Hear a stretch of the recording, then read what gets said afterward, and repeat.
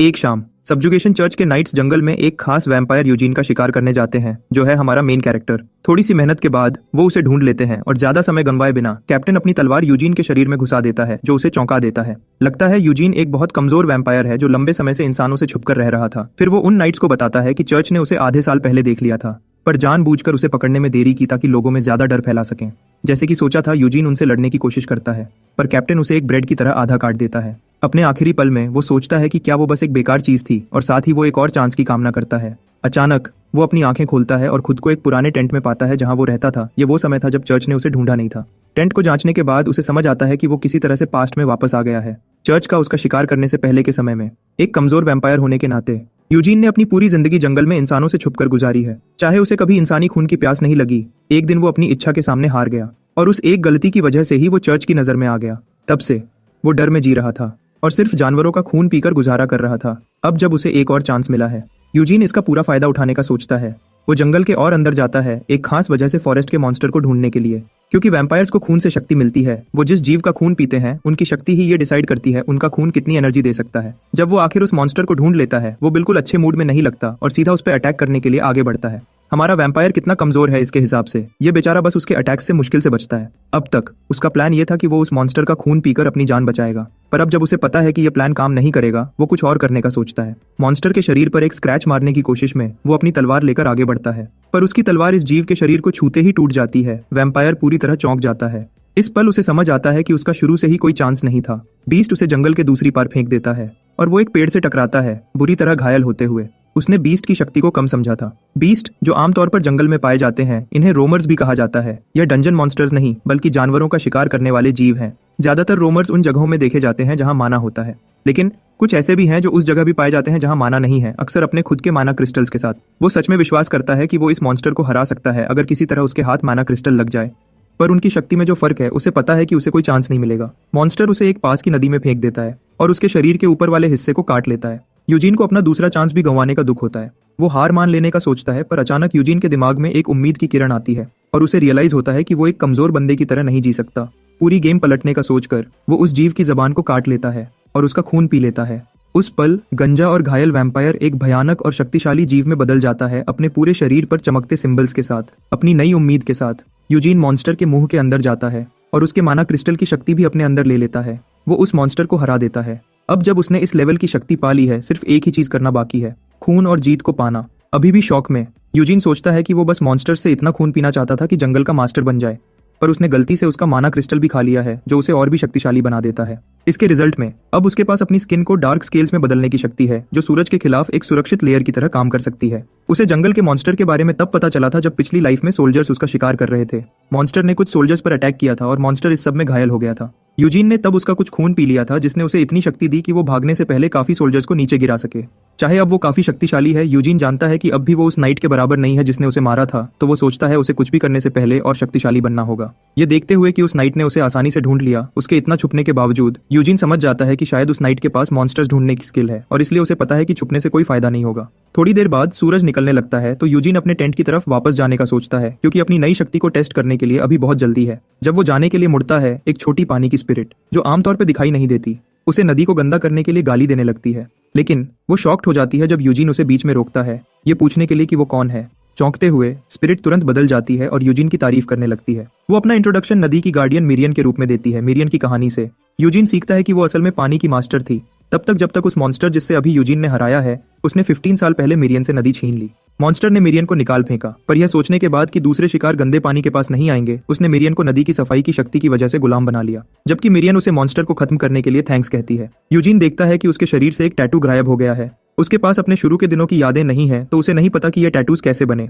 10 tattoos में से एक को गायब होते देखकर उसे लगता है कि शायद वो किसी श्राप से बाहर आ रहा है। उसके बाद यूजीन वहां से जाने का डिसाइड करता है, तो वो मिरियन से कहता है कि जंगल की अच्छे से सुरक्षा करे। पर मिरियन काफी दुखी है, क्योंकि लोग उसे आमतौर पे नहीं देखते। वो लंबे समय किसी से बातें करना चाहती थी, और अब जो एक इंसान उसे देख सकता है वो भी जा रहा है। जब वो अपनी चिंता बताती है, यूजीन उसे कहता है कि वो नदी साफ करने पर ध्यान दे, बताते हुए कि इसमें थोड़ा समय लगेगा। मिरियन उसे कुछ साफ पानी ऑफर करके रोकने की कोशिश करती है, पर यूजीन उस पर ध्यान नहीं देता। कई दिन बाद एक छोटे शहर में कुछ गांव वाले गांव के चीफ को एक खास लाल आंखों वाले मॉन्स्टर के बारे में बताते हैं, जो लंबे समय बाद वापस आया है। दरअसल लाल आंखों वाला मॉन्स्टर यूजीन ही है, और उन्हें कोई नुकसान पहुंचाने की जगह वो हर 5 दिन में गांव आता है उन्हें मरे हुए जानवर देने के लिए। इस बार वो पिछली बार से ज्यादा जानवर लाया है। जब गांव का चीफ उससे मिलता है, यूजीन बताता है कि वो अपनी बीमारी से ठीक हो गया है और यह खुशी की न्यूज़ सबको देने आया है। पहली बार 10 सालों में जब से वो एक दूसरे को जानते हैं, वो अपना चेहरा दिखाता है और गांव वाले ये देखकर दंग रह जाते हैं कि वो कितना सुंदर दिखता है। कुछ तो सोचते हैं कि शायद वो किसी रॉयल फैमिली से है। वो बताता है कि पहले गांव से मिली मदद की वजह से वो उनका एहसान चुकाने आया है। फिर वो उन्हें कहता है कि अगर कभी जरूरत पड़े तो उसे बुलाएं। जब वो जाता है तो मिरियन, जो पूरे समय उसके साथ थी, पूछती है कि एक वैम्पायर इंसानों के साथ इतना अच्छा बर्ताव क्यों कर रहा है, और वो बताता है कि सोल्जर्स जल्दी गांव में आएंगे और सारे लोगों को मार देंगे। अपनी पास्ट लाइफ में सोल्जर्स एक लड़के को किडनैप करने आए थे, तो उन्होंने पूरे गांव को सबूत मिटाने के लिए मारने का सोचा था। वो विश्वास करता है कि अगर वो उस एक घटना को होने से नहीं रोकेगा तो वो समय आएगा जहां नाइट्स उसकी जगह छीन लेंगे। मिरियन सोचती है कि यूजीन इस सब के बारे में कैसे जानता है, पर उस पर विश्वास करने का डिसाइड करती है क्योंकि वो आम बंदे से बहुत आगे लगता है। अचानक वो सोल्जर्स के एक ग्रुप से टकराते हैं जो यूजीन को एक गांव वाला समझ लेते हैं, इस डर से कि वो बाकी लोगों को उनके आने के बारे में बता देगा। एक आदमी उसे मारने के लिए आगे बढ़ता है, पर यूजीन आसानी से सिर्फ अपने हाथों से उसका सर काट उड़ाता है। यूजीन जानता है कि उसे गांव के लोगों का ट्रस्ट जीतना है, पर अभी उसके पास एक ज्यादा जरूरी काम है, अपनी नई शक्तियों को टेस्ट करना। जंगल में सोल्जर्स ग्रुप के सामने खड़े यूजीन सोचता है कि यह उसकी शक्तियों को टेस्ट करने का सबसे अच्छा समय है। ये देखकर कि यूजीन ने आसानी से उनमें से एक को अपने हाथों से मार डाला, सोल्जर्स को समझ आता है कि वो एक वैम्पायर है, क्योंकि वैम्पायर्स पर चर्च की तरफ से रिवॉर्ड रखा गया है। लोग उसे रिवॉर्ड के लिए जिंदा पकड़ने का सोचते हैं, लेकिन जब उनमें से कुछ इस काम के लिए यूजीन पर अटैक करते हैं, उनका हाल भी पहले वाले सोल्जर की तरह होता है। अब यह जानते हुए कि वो कोई आम वैम्पायर नहीं है, सोल्जर्स उसे मारकर उसका सर वापस ले जाने का सोचते हैं, जबकि उनमें से कुछ अपने भयानक वेपन्स के साथ उसकी तरफ बढ़ते हैं। यूजीन बिना किसी दिक्कत के उन्हें आसानी से मार देता है, बाकी सोल्जर्स को डराते हुए। फिर रात का अंधेरा फैलने लगता है और यूजीन सोचता है कि बाकी सोल्जर्स का भी काम तमाम है। उस रात यूजीन गांव वालों को सोल्जर्स की लाशों तक ले जाता है। जब वो पूछते हैं कि क्या ये सब उसने किया, तो वो बताता है कि उसे वापस जाते हुए ये लाशें मिली थीं। फिर वो उन्हें कुछ वुल्व्स की डेड बॉडीज दिखाता है और इस पूरी घटना का जिम्मेदार इन वुल्व्स को बना देता है। फिर वो उन्हें कहता है कि उसने कुछ वुल्व्स को मार दिया, पर उनमें से बहुत से वुल्व्स भाग गए। जब गांव वाले सोल्जर्स की लाशों की जांच करते हैं, उन्हें पंजों के निशान मिलते हैं, तो वो इस बात पर विश्वास कर लेते हैं कि इन्हें वुल्व्स नहीं मारा है। यूजीन उन्हें कहता है कि बॉडीज को ऐसे खुले में छोड़ना अच्छा नहीं होगा, तो गांव वाले उन्हें गांव में वापस दबाने का सोचते हैं। जबकि मिरियन, जो पूरे समय वहां थी, सोचती है कि यूजीन अपनी इमेज बचाने करने और गांव वालों का भरोसा जीतने के लिए इतना उत्सुक क्यों है। वो कहता है कि अगर वो पहले चले गए होते तो इतना झूठ बोलने की जरूरत ही नहीं पड़ती। उसे याद आता है कि वुल्व्स तब आए थे जब यूजीन ने सोल्जर्स को मार दिया था, तो उसने समय गंवाए बिना वुल्व्स को मारकर सोल्जर्स की मौत का इल्जाम उन पर डाल दिया। मिरियन सोचती है कि यूजीन के इतना सावधान होने के पीछे शायद कोई बड़ा प्लान है। थोड़ी देर बाद यूजीन गांव के चीफ को एक चिट्ठी देता है, जिसे वो कहता है कि उसे लाशों के पास से मिली। चिट्ठी चेक करते हुए चीफ कहता है कि यह सील सर टर्विन के घर का लगता है। जब वो इसे पढ़ता है तो वो ये जानकर शॉक्ड हो जाता है कि फेल्ड गांव वालों में से एक शायद सच में टर्विन का बेटा है। थोड़ी देर पहले जब ब्लैक वुल्फ दिखा था, बाकी सोल्जर्स को समझ आ चुकी थी कि भागने के लिए बहुत देरी हो गई है, तो उन्होंने आखिरी दम तक लड़ने का सोचा।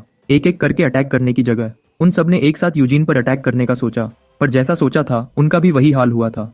यूजीन ने एक आदमी को जानबूझकर बचा लिया था और उससे अपने सारे सवालों के जवाब निकलवाए। उस आदमी ने बताया कि उन्हें लॉर्ड टर्विन के बेटे कमारा विर्थल टर्विन ने भेजा था फेल्ड को किडनैप करने के लिए, ताकि उनका परिवार किसी बड़ी समस्या से बच सके।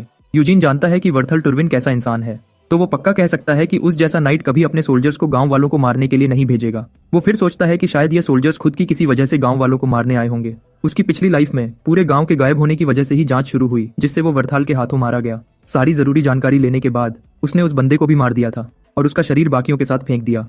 वुल्व्स पर ध्यान देने से पहले, जो पहले से इकट्ठे होने लगे थे, जब गांव वालों को समझ आता है कि उन्हें फेल्ड को टर्विन के कासल तक ले जाना है, वो घबरा जाते हैं क्योंकि सोल्जर्स जिन्हें फेल्ड को वापस ले जाना था वो अब नहीं रहे। इस सब के बीच यूजीन फिर उन्हें कहता है कि उनकी जगह वो ये काम करने के लिए तैयार है। जब वो उसे कहते हैं कि उसे उनके लिए इतना कुछ करने की जरूरत नहीं, वो उन्हें कहता है कि ये कोई बड़ी बात नहीं। फिर वो उन्हें अपने बारे में सबसे बड़ा सीक्रेट बताने का सोचता है। उसका नाम जॉन यूजीन है और वो असल में एक नाइट है। अभी भी जंगल में खड़े गांव वाले ये सुनकर चौंक जाते हैं कि यूजीन एक नाइट है। चाहे मिरियन काफी चिंतित है कि गांव वाले उसका झूठ पकड़ लेंगे, यूजीन बहुत रिलैक्स्ड लगता है। ये देखते हुए कि गांव वालों का क्या रिएक्शन था जब उन्हें पता चला कि फेल्ड टर्विन का बेटा है, वो बता सकता है कि उन्होंने पहले कोई नोबल नहीं देखा। वो पूछते हैं कि वो सालों से सबसे छुप क्यों रहा है, सोचते हुए कि क्या ये कोई खास नाइट ट्रेनिंग है। पर यूजीन जवाब देता है कि कुछ खास हालात की वजह से उसे लोगों से दूर जाकर जंगल में रहना पड़ा। गांव वाले फिर सोचते हैं कि वो जंगल में इतने लंबे समय तक अकेले तबाही रह पाया क्योंकि वो एक बहुत स्किल्ड नाइट है। गांव का चीफ यूजीन की तारीफ करता है, पर उसे कहता है कि उनका गांव गरीब है और वो उस जैसे नाइट को कुछ नहीं दे सकते। यूजीन कहता है कि उसे चिंता करने की जरूरत नहीं, क्योंकि वो बस रात गुजारने के लिए जगह की मांग करता है।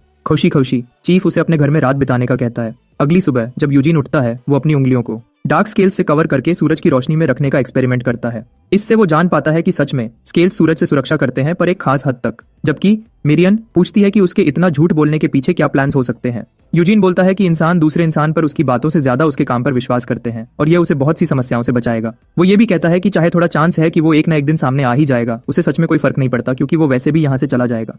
फिर वो अपने शरीर को पूरी तरह कवर करता है और यात्रा की तैयारी के लिए बाहर जाता है। फेल्ड के साथ जाने से पहले गांव का चीफ यूजीन को एक नोट देता है टर्विन को देने के लिए, ताकि वो उन्हें गलत न समझे। बच्चे के साथ निकलते हुए यूजीन कहता है कि वो उसे यूज करके एक असली नोबल बनेगा, जबकि वो आगे बढ़ते हैं। यूजीन काफी शॉक्ड होता है जब उसे पता चलता है कि फेल्ड पढ़ सकता है। फेल्ड बताता है कि चाहे उसकी मरी हुई माँ छोटे परिवार से थी और वो पढ़ी लिखी भी नहीं थी, उसने किसी तरह उसे पढ़ना सिखा दिया था। वो अब शॉक्ड है ये पता चलने पर कि शायद जिसने उसे सिखाया वो सर टर्विन थे। यूजीन इस अपॉर्चुनिटी का फायदा उठाकर फेलेड से कहता है कि उसे पढ़ना सिखा दे, और फेलेड काफी चौंक जाता है क्योंकि पढ़ना नाइट्स के लिए बहुत जरूरी होता है। यूजीन फिर बताता है कि उसका परिवार बहुत पहले खत्म कर दिया गया था और यह पूरे समय चिट्ठियां नहीं थीं जिन्होंने उसे जिंदा रखा, बल्कि एक तलवार थी। जैसा सोचा था, फेल्ड पूरी कहानी पर विश्वास कर लेता है और उसे और भी ज्यादा रिस्पेक्ट करने लगता है। फिर वो बताता है कि लोगों की फैलाई अफवाहों की वजह से उसे भी यूजीन पर शक होता था, पर अब वो अपनी खुद की आंखों से उसे जांचने की कोशिश करेगा, झूठी अफवाहों से नहीं। वो यूजीन को पढ़ना सिखाने के लिए मान जाता है ताकि उसे दूसरों के सामने एम्बेरस्ड न होना पड़े, जबकि वो यूजीन से अपने बारे में और बताने को कहता है। दूर से एक तीर फेल्ड की तरफ चलाया जाता है। यूजीन की तेज स्किल्स की वजह से वो तीर को फेल्ड की आंख में लगने से ठीक पहले रोक लेता है। फिर पता चला है कि अटैक करने वाले डाकू थे, जबकि डाकू उन्हें डराने और लूटने की कोशिश करते हैं। यूजीन अपना आपा खो देता है और अपनी तलवार निकालकर एक के बाद एक का सर काट देता है, फेल्ड को पूरी तरह चौंका देते हुए। डाकुओं से निपटने के बाद वो सोचता है कि इंसान अपने से कमजोर लोगों का शिकार करना क्यों पसंद करते हैं। फिर वो फेल्ड की तरफ मुड़ता है, पूछते हुए कि क्या वो पढ़ना सीखने के बाद इस चीज को समझ पाएगा। वो छोटे बच्चे का चेहरा पकड़ता है और उससे कहता है कि वो उसके बारे में जो चाहता है समझ सकता है, पर उसे विश्वास दिलाता है कि जब तक वो उसके साथ है उसको खून की एक बूंद भी नहीं छू सकती। अपनी यात्रा जारी रखते हुए यूजीन और फेल्ड एक मार्केट में पहुंचते हैं जहां वो कुछ लोगों को लालची व्यापारियों के द्वारा धोखा खाते देखते हैं। फेल्ड फिर यूजीन को बताता है कि कैसे गांव का चीफ इस सब को देखकर हमेशा गुस्से में आ जाता है जब भी वो उसे मार्केट में साथ ले जाता है। फिर वो यूजीन को चेतावनी देता है कि अगर वो कुछ बेचना चाहता है तो सावधान रहे ताकि वो भी धोखा ना खा जाए। लेकिन यूजीन, जो बिल्कुल कंगाल है, उसे पता है कि सावधान रहने के लिए उसके पास कुछ पैसे होने चाहिए। फिर वो कुछ ब्लैक वुल्फ लेदर को बेचने का सोचता है जो वो साथ लाया था। जब वो उन्हें एक शॉपकीपर को दिखाता है, वो आदमी खुश लगता है क्योंकि उस तरह का लेदर पाना और ऊपर से इतनी ज्यादा काफी मुश्किल होता है। शॉपकीपर यूजीन को जांचने के लिए उसे ध्यान से देखता है और ये देखने के बाद कि यूजीन यहाँ सिर्फ घूमने आया है, वो सोचता है कि इसे आसानी से धोखा दिया जा सकता है। वो आदमी यूजीन को कहता है कि लेदर बहुत खराब लग रही है और इस वजह से वो उसे सिर्फ 18 सिल्वर कॉइन्स देगा। जब वो यूजीन की आंखों में देखता है और उसकी तेज नजर नोटिस करता है, उसे अजीब सी वाइब्स आती हैं, तो वो उसे 23 सिल्वर कॉइन्स देने का सोचता है। ये प्रोसेस तब तक रिपीट होता रहता है जब तक वो आदमी लेदर के लिए 30 सिल्वर कॉइन्स देने के लिए मान नहीं जाता। अनजान यूजीन मान जाता है और वो डील कर लेते हैं। उसी शाम यूजीन, जिसने कपड़े बदल लिए हैं, आग के पास बैठकर एक कागज पर लेटर्स को घूर रहा है। मिरियन उसके कपड़ों की तारीफ करती है। यूजीन, जिसे समझ नहीं आया कि शॉपकीपर लेदर की प्राइस क्यों बढ़ाता गया, सोचता है कि शायद वो एक अच्छा इंसान था। मिरियन यूजीन को कहती है कि उसे और भी अच्छे कपड़े लेने चाहिए थे, पर यूजीन जवाब देता है कि उसे सिर्फ कुछ ऐसा चाहिए जो सूरज की रोशनी ब्लॉक करने में मदद कर सके। मिरियन फिर बीच में बोलती है, कहते हुए कि एक वैम्पायर के रूप में यूजीन को एक लग्जरी जिंदगी जीनी चाहिए, न कि इस तरह के कपड़ों में घूमने वाली। मिरियन के पास जितनी जानकारी है, यूजीन सोचता है कि क्या मिरियन सच में सिर्फ एक नदी में रहती थी जैसे कि उसने बताया था। मिरियन फिर बताती है कि असल में वो स्पिरिट्स की दुनिया में थी और वहीं से उसने सब कुछ सीखा जो वो जानती है। फेल्ड थोड़ी देर बाद वहां आ जाता है और यूजीन से पूछता है कि वो किससे बात कर रहा है। मिरियन की पहचान छुपाते हुए यूजीन जवाब देता है कि वो खुद से बात कर रहा था। फेल्ड फिर अपने बर्ताव के लिए सॉरी बोलता है। दरअसल एक रैबिट की स्किन निकालते समय उसे वो घटना याद आ गई जब यूजीन ने उस दिन डाकुओं के सर काटे थे, जिसने उसे उल्टी करने पर मजबूर कर दिया। बैठने के बाद वो यूजीन को पढ़ना और लिखना सिखाना फिर से शुरू करता है। उसके तेज दिमाग की वजह से यूजीन पहले से ही कुछ वर्ड समझ गया है, पर अभी भी कुछ चीजें उसे कीड़े जैसी लगती हैं। वो फेल्ड से पूछता है कि क्या सीखना इतना आसान होता है, और फेल्ड जवाब देता है कि वो बस एक जीनियस है। फिर वो बताता है कि कैसे वो भी बहुत जल्दी सीखने जाता था जब उसकी माँ उसे सिखाती थी। यूजीन कहता है कि सिर्फ पढ़ना और लिखना जानना शायद फेल्ड के लिए एक रात में नोबल का बेटा बनने के लिए काफी नहीं होगा, और वो इस बात से अग्री करता है, जबकि फेल्ड मानता है कि उसने सच में उम्मीद नहीं की थी कि लॉर्ड टर्विन उसका इतने अच्छे से स्वागत करेगा। कुछ सोल्जर्स उन्हें बीच में रोकते हैं, जो पूछते हैं कि क्या वो उनके साथ कैंप कर सकते हैं, उनके हथियार और कपड़े देखते हुए। यूजीन बता सकता है कि वो असली सोल्जर्स हैं, उन सोल्जर्स से अलग जिन्हें उसने मारा था। जब वो लोग पूछते हैं कि वो कहाँ जा रहे हैं, यूजीन सोचता है कि झूठ बोलने से सिर्फ शक ही बढ़ेगा, तो वो उन्हें सच बता देता है। वो सोल्जर्स भी उसी तरफ जा रहे हैं। वो कैंप करने की जगह के बदले दारू, पानी और मीट ऑफर करते हैं, पर यूजीन शक किए बिना नहीं रह सकता। जब कैप्टन और एक और सोल्जर ने अपना इंट्रोडक्शन दिया, यूजीन उन्हें कहता है कि वो एक नाइट है जो उन्हें चौंका देता है। रॉबिन, उनमें से एक, सोचता है कि शायद यूजीन झूठ बोल रहा है, तो वो उसे छेड़ता है, उसे मनवाने की कोशिश करते हुए कि वो सच में कौन है। उसके अकॉर्डिंग जो वो जानता है, नाइट्स के पास घोड़े और खास कवच होना चाहिए, और जैसा दिख रहा है यूजीन के पास कुछ भी नहीं है। ऊपर से वो ये भी कहता है कि उसने कभी उसके या उसके परिवार के बारे में नहीं सुना, क्योंकि यूजीन पहले से फेल्ट को बता चुका है कि वो एक नाइट है। वो सोचता है कि इस बात को बदलना बेवकूफ़ी होगी। उसे पता है सोल्जर्स बस कैंप करने की जगह के लिए आए हैं, पर वो सोचता है कि अगर वो ऐसा बर्ताव करते रहे तो चीजें खराब हो जाएंगी। ऊपर से उनकी संख्या देखते हुए उसे पूरा विश्वास है कि वो उन सबको आसानी से मार सकता है। फिर वो आहिस्ता से अपनी तलवार की तरफ हाथ बढ़ाता है और एक बार फिर जरूरी काम करने की तैयारी करता है। जंगल में यूजीन रॉबिन को घूरता है, जो उस पर झूठा नाइट होने का इल्जाम लगा रहा है। वो सारे सोल्जर्स को मारने का सोचता है, पर जब वो अपनी तलवार की तरफ हाथ बढ़ाता है, पार्टेक कैप्टन रॉबिन को पकड़ता है और एक पंच से उसे बेहोश कर देता है। यूजीन और फेल्ड इस बात से शॉक्ड हैं, पर पार्टेक यूजीन से रॉबिन के बर्ताव के लिए सॉरी बोलता है उसके सामने झुककर और उसे सर कहते हुए, और यह उसके साथी सोल्जर्स को भी शॉक कर देता है। यूजीन उसे माफी कर देता है और उसे कहता है कि अपने ग्रुप के साथ बैठ जाए, जबकि पार्टेक खुशी से उसकी बात मान लेता है। यूजीन सोचता है कि उसे जल्दी से एक असली नाइट बनना होगा बेकार के शक से बचने के लिए। थोड़ी देर बाद सोल्जर्स यूजीन की आग के थोड़ा पास ही एक और आग जलाते हैं। रॉबिन अचानक उठ जाता है और वो एक पल के लिए अपना नाम भी भूल जाता है और सोचता है कि वो कहाँ है। गुस्से में पार्टेक उसे बुद्धू कहता है और पूछता है कि वो बिना किसी डर के एक नाइट पर अटैक कैसे कर सकता है। वो उस बच्चे को सर पर मारकर समझाता है और कहता है कि वो सिर्फ उसकी वजह से जिंदा है। वो रॉबिन को डांटता है, जो ये समझ नहीं पाता कि कैप्टन को यूजीन से इतना डर क्यों लग रहा है। पार्टेक रॉबिन को कहता है कि उसे सिर्फ शक्ल देखकर बंदे को जज नहीं करना चाहिए। पार्टेक रॉबिन को बताना शुरू करता है कि यूजीन ने लाइकेंथ्रोप लेदर पहना है, जिसकी कीमत कम से कम 10 सिल्वर कॉइन से ज्यादा होगी। यह जानकर रॉबिन दंग रह जाता है कि यह उसकी पूरे महीने की कमाई कम से कम 3 गुना ज्यादा है। पार्टेक फिर बताता है कि उसने यूजीन को पहले पढ़ते देखा तो पढ़ा लिखा होने की वजह से वो एक आम इंसान से ऊपर है। पार्टेक आगे कहता है कि कैसे यूजीन रॉबिन की गलती की वजह से अपनी तलवार निकालने वाला था और वो सब मार दिए जा सकते थे, या फिर उनमें से 2 सोल्जर्स बच सकते थे। यह सुनकर रॉबिन पार्टेक से पूछता है कि उसे यह कैसे पता, और पार्टेक उसे कहता है कि उसने देखा था कि यूजीन का राइट हाथ उसके कपड़ों में और उसका लेफ्ट फुट थोड़ा पीछे था। उस पोजीशन को देखकर उसे पता चल गया कि यूजीन अपनी तलवार चलाने में कितना स्किल्ड है, तो उसने जल्दी से कुछ करने का सोचा, रॉबिन का सर उड़ने से बचाने के लिए। रॉबिन फिर पार्टेक पर चिल्लाता है, कहते हुए कि पार्टेक उसे रोक सकता था। विश्वास ना करते हुए पार्टेक सोचता है कि रॉबिन नहीं जानता नाइट सच में कितने शक्तिशाली होते हैं, तो वो उसे समझाता है कि नाइट कौन होता है। एक नाइट वो होता है जो एक पुराने परिवार में पैदा होता है, जो बचपन से तलवार चलाता है और अपनी पूरी जिंदगी ट्रेनिंग करता है अपनी स्किल्स को अच्छा करते हुए प्रोफेशनली दूसरों से लड़ने के लिए। वो खुशी से डंजन्स में जाते हैं मॉन्स्टर्स को मारने के लिए और फिर वापस आते हैं इंसानों को काटने के लिए, जबकि साथ में मिलिट्री अचीवमेंट्स जमा करते हैं। वो असल में नोबल्स के द्वारा जाने जाते हैं और उन्हें ऑफिशियली नाइट्स बना दिया जाता है।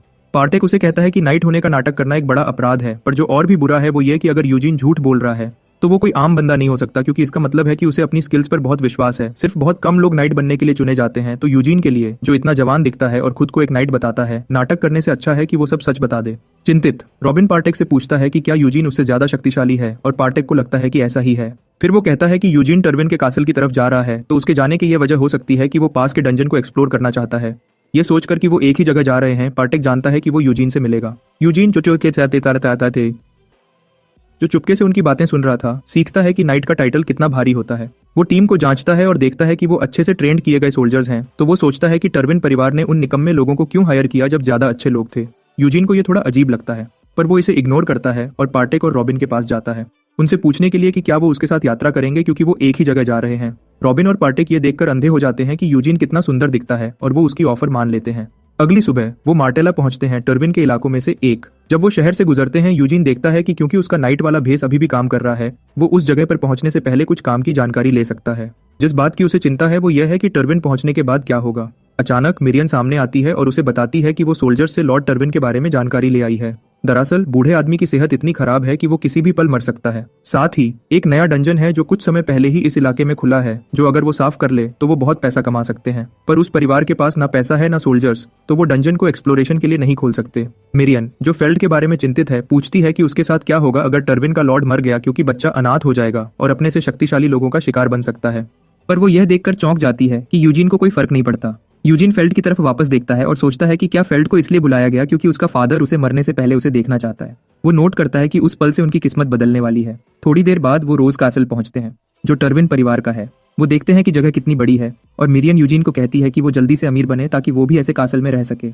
कासल गेट पर पहुंचने पर कमारा टर्विन, सबसे बड़ा बेटा, उन्हें रोकता है और उनका काम पूछता है। पार्टेक अपने आदमियों का कमारा से इंट्रोडक्शन कराता है, कहते हुए कि वो पाइलिंग कंपनी के द्वारा भेजे गए सोल्जर्स हैं। जब कमारा को पता चलता है कि सोल्जर्स उनका सामान लाए हैं, वो उन्हें अंदर जाने देता है और उन्हें सामान उतारने को कहता है। यूजीन दूसरी तरफ उनसे अलग चलता है, तो कमारा पूछता है कि वो कौन है और यूजीन अपना इंट्रोडक्शन एक नाइट के रूप में देता है, जो कमारा को शॉक कर देता है।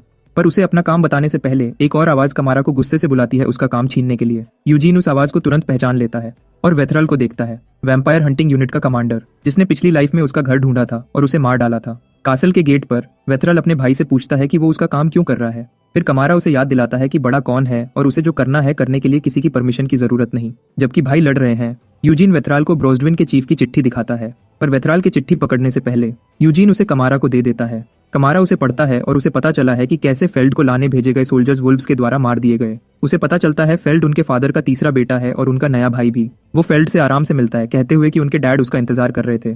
वेथराल के लिए वो बच्चे को गुस्से से घूरता है और फिर अपने आदमियों को ऑर्डर देता है कि फेल्ड को अंदर ले जाएं और उसे दूसरे कपड़े दें। फेल्ड चौंक जाता है जब एक गार्ड उसे पकड़ता है और अंदर ले जाता है। जब वेथरल गुस्से में चला जाता है, यूजीन उसे रुकने को कहता है और अपने रिवॉर्ड के बारे में बात करना चाहता है। वो वेथरल से कासल के लॉर्ड से मिलने की परमिशन मांगता है, पर वेथरल गुस्से से मना कर देता है। वो यूजीन को कहता है कि उनके फादर ठीक नहीं है, तो वो उसे सोने के सिक्के देगा और कहता है कि यूजीन वहां से चला जाए। यूजीन बताता है कि उसने कासल तक पहुंचने के लिए कितनी मेहनत की, पर वेथरल उसे घूरता है, उसे कहते हुए कि ये सब बताने की जरूरत नहीं है। उम्मीद से हटकर कमारा उसको फादर से मिलवाने के लिए मान जाता है।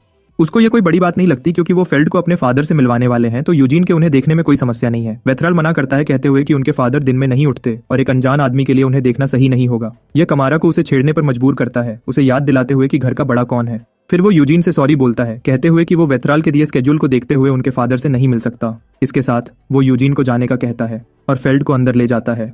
यूजीन समझता है कि कमारा का शुरू से ही उसे अपने फादर से मिलने देने का कोई इरादा नहीं था। अचानक एक लंबा आदमी कई आदमियों को उठाए वेथराल को आवाज देता है और आदमियों को जमीन पर ऐसे फेंक देता है जैसे आलू की बोरी हो।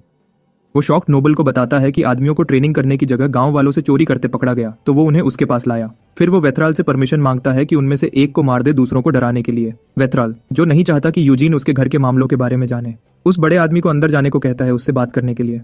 पार्टेक पीछे से देखता है और यूजीन को कहता है कि वो बड़ा आदमी एक नाइट है जिसका नाम गेलफ्रेडिक है। पार्टेक गालफ्रेडिक को उस नाइट के रूप में जानता है जिसने एवरग्रो परिवार के टूर्नामेंट में तीसरी जगह ली थी। उस दिन नाइट ने अपनी विशाल शक्ति और स्किल्स से 1000 से ज्यादा लोगों को हरा दिया था। कंफ्यूज्ड यूजीन सोचता है कि गेलफ्रेडिक जैसा नाइट टर्विन में क्या कर रहा है, और पार्टेक सोचता है कि शायद उसका नए बनने वाले डंजन से कुछ लेना देना है। पार्टेक कहता है कि एक नाइट के लिए सफलता से एक डंजन खोलना एक बड़ी बात है, चाहे यह कासल से दूर हो, क्योंकि डंजन खोलना बहुत मुश्किल है और बहुत लोग इसमें अपनी जान गंवाते हैं। पार्टेक सोचता है कि गालफ्रेडिक डंजन को आगे बढ़ने के लिए यूज करने का सोच रहा है, किसी बड़े परिवार के द्वारा हायर होने के लिए। पार्टेक को सुनने के बाद यूजीन कहता है कि पार्टेक का काम खत्म हो गया है, तो वो उसे हायर करने की ऑफर करता है। उस शाम कमारा वेथरल और गालफ्रेडिक को उन सोल्जर्स को पनिश करते देखता है जिन्होंने पहले गांव वालों से चोरी की थी। कमारा वादा करता है कि वो इस बार डंजन खोलेगा। वो देखता है कि कैसे वेथरल सक्सेसर बनने के पीछे लगा हुआ है जब से उनके फादर बीमार हुए हैं। कमारा नोट करता है कि वेथराल भी डंजन खोलने की कोशिश कर रहा है, क्योंकि यही वजह होगी कि वो गालफ्रेडिक को लेकर आया है। वो सोचों में खो जाता है कि डंजन खोलने में मदद के लिए किसे काम पे रखे। कमारा अपने दरवाजे पर आवाज सुनता है। उसका नौकर फिर उसे कहता है कि यूजीन उससे मिलना चाहता है। वो शॉक्ड हो जाता है कि यूजीन अभी भी यहाँ है। कमारा उसे अंदर आने देता है। जैसे ही यूजीन अंदर आता है, कमारा उसे बैठने को कहता है और उसे विश्वास दिलाता है कि फेल्ड सुरक्षित हाथों में है। वो यूजीन से वादा करता है कि उनके फादर उसे रिवॉर्ड देंगे जैसे ही वो उठेंगे। कमारा फिर यूजीन को उस समय चिट्ठी देने के लिए थैंक्स कहता है और यूजीन उसे कहता है कि यह साफ है क्योंकि उसका काम सिर्फ लॉर्ड के साथ है। तो वो चौंक गया था जब एक तीसरा बंदा बीच में आया। खुशी से कमारा उसे पूछता है कि वो क्या चाहता है, विश्वास करते हुए कि यूजीन लॉर्ड से मिलना चाहता है।